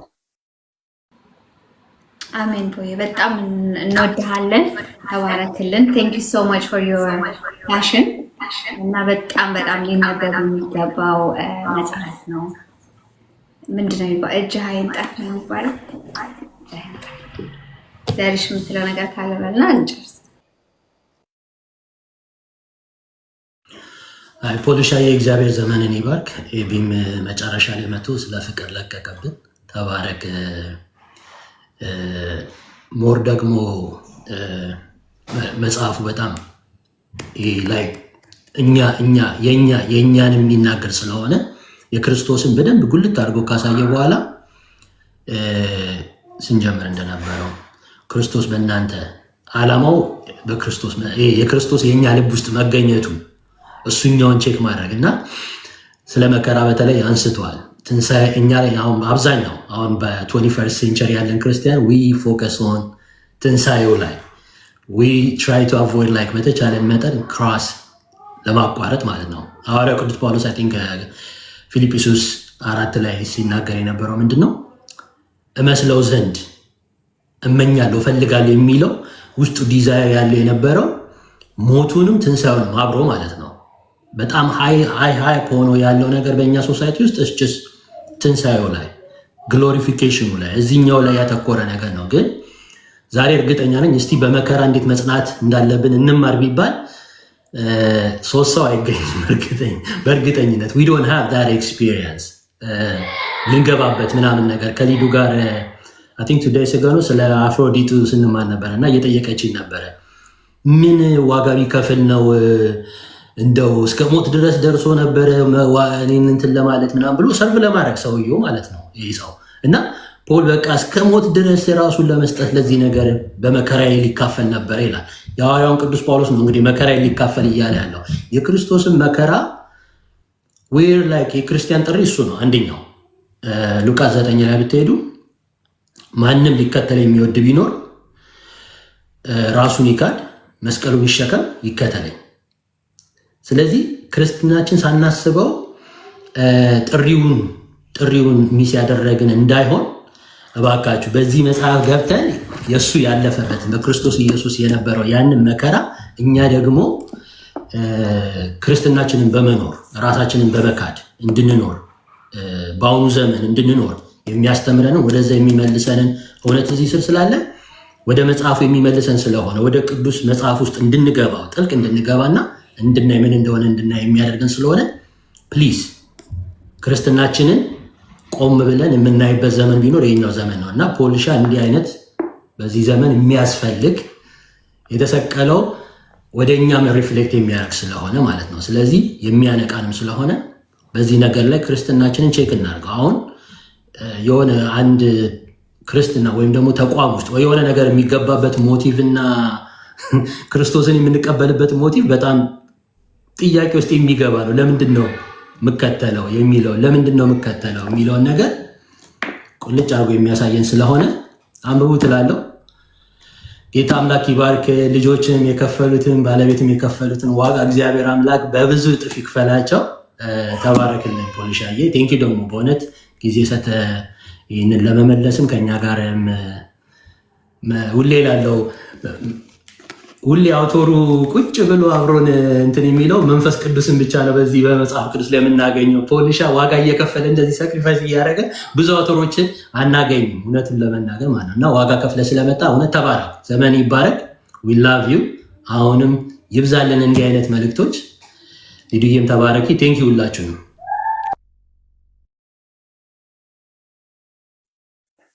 እኔም አመሰግናለሁ ሁላችሁን። እግዚአብሔር ይባርካችሁ።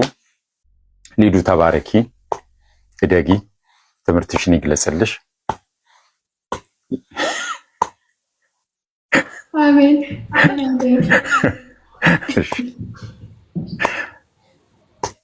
በሉ ሰላም እደሩ። ልውጣ። እሺ